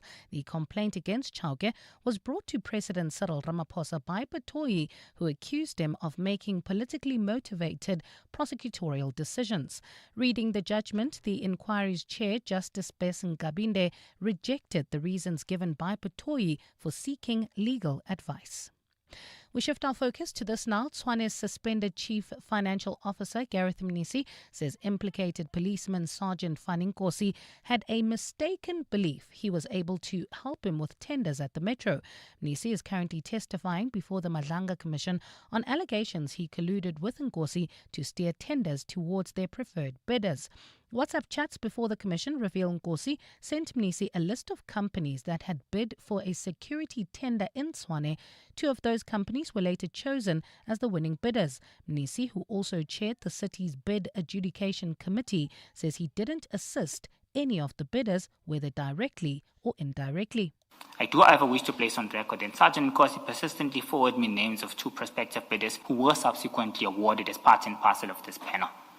I have dealt, Chairperson, with the issues of Sergeant Nkosi forwarding me the names of the above, as previously stated in the previous statement, or the paragraph, that it was of the mistaken belief that I would be able to check compliance, which of course I couldn't. A manhunt has been launched for suspects responsible for killing 4 young people in the Eastern Cape. The victims, including 2 teenagers, were attacked in Gqeberha in the early hours of this morning. Police say their bodies were found in a house with gunshot wounds. Spokesperson Nobantu Gantana says the motive for the murder is not yet known. The victims, 2 brothers aged 20 and 22, 2 females aged 17 and 19, were found deceased inside a shack in Airport Valley. All 4 sustained gunshot wounds to the head or face. The NPA has condemned social media posts containing threats directed at a prosecutor involved in Julius Malema's firearms discharge case. The threats follow the sentencing of the EFF leader to 5 years direct imprisonment by the Kukombo Magistrates Court yesterday. While the sentence has been handed down, he remains a free man pending an appeal. The NPA says any form of intimidation against prosecutors is unacceptable and undermines the rule of law. It warns that such threats must be taken seriously. NPA spokesperson Kaiser Kganyago. Threats against prosecutors, whether perceived as credible or not, must be treated with the utmost seriousness and reported to the relevant law enforcement authorities for investigation. And the South African Weather Service is warning of cold, wet and windy conditions across most parts of the country from today until Monday. The conditions will start in the Western and Northern Cape before spreading to the central and eastern parts, including Gauteng at the weekend. Mongezi Koko takes a look. Forecasters warn that the change in weather could lead to localized flooding, slippery roads and reduced visibility. Coastal areas are also expected to experience rough seas. Meanwhile, inland, daytime temperatures are set to drop significantly with strong winds forecast. Forecaster Tukello Chilwane. The public is advised to dress warmly, drive with caution, avoid unnecessary travel, secure loose items and stay away from the coastline during this period. The public is being urged to remain on alert and monitor official weather warnings. Mongezi Koko, Eyewitness News. Gold is trading at $4,795.66 an ounce. The rand is at 16.38 to the dollar, 22.17 to the pound, 19.32 to the euro, and Brent crude oil is at $97.69 a barrel. In the traffic in Bedford View, look out for roadworks on the N3 North as you approach Giluli's interchange. And in Cape Town, expect delays on the N2 inbound at Strand Street due to an accident, and look out for those faulty traffic lights in Claremont at Claremont Boulevard and Ralph Street. It's a cloudy afternoon in Gauteng with scattered showers and thundershowers expected. Temperatures have peaked at highs of between 25 and 27 degrees, while Cape Town is also cloudy with widespread showers and rain. Temperatures peaking at highs of 16 degrees. The top story in EWN this hour. The son of former Zimbabwean President Robert Mugabe, that's Benen Mugabe, has pleaded guilty to charges of pointing a firearm and of being in the country illegally. EWN, in touch, in tune, and independent. For the latest, visit ewn.co.za or download the EWN app. You're with Mandy Wiener on 702. Let's walk the talk. Streaming on the Prime Media Plus app. DSTV channel 856, 92.7 and 106 FM. Coming up on the show today, Benen Mugabe pleads guilty on some charges, not all. Suspended Tshwane CFO Gareth Nisi wanted to testify in camera at the Midlanga Commission. We'll look at the broader impact on workplace harassment following the Judge Selby Mbenenge decision. AfriForum responds to the sentencing of Julius Malema, and it's Friday, so sports and good things too. All of that over the next hour. The Midday Report with Mandy Wiener. Streaming on the Prime Media Plus app, DSTV channel 856, 92.7 and 106 FM. Good afternoon. Welcome to the Midday Report on 702 and Cape Talk with me, Mandy Wiener. Good to be with you today. We're following a couple of stories for you. The one is the KZN Police Commissioner General Nhlanhla Mkhwanazi has given an interview to ENCA. They're reporting that he is going to lead a national crime-fighting project. So he won't be removed from his role as the KZN Police Commissioner, but he's going to set up a specific national crime-fighting project. He's also told Dasan Thathia that the Big Five has been identified and will be neutralized very soon. There's a team in place in Pretoria already. There are dockets that they have prioritized. So that's an interesting development. The other is the NPA has just issued a statement responding to what ostensibly seems to be an EFF threat to the advocate in the Julius Malema case.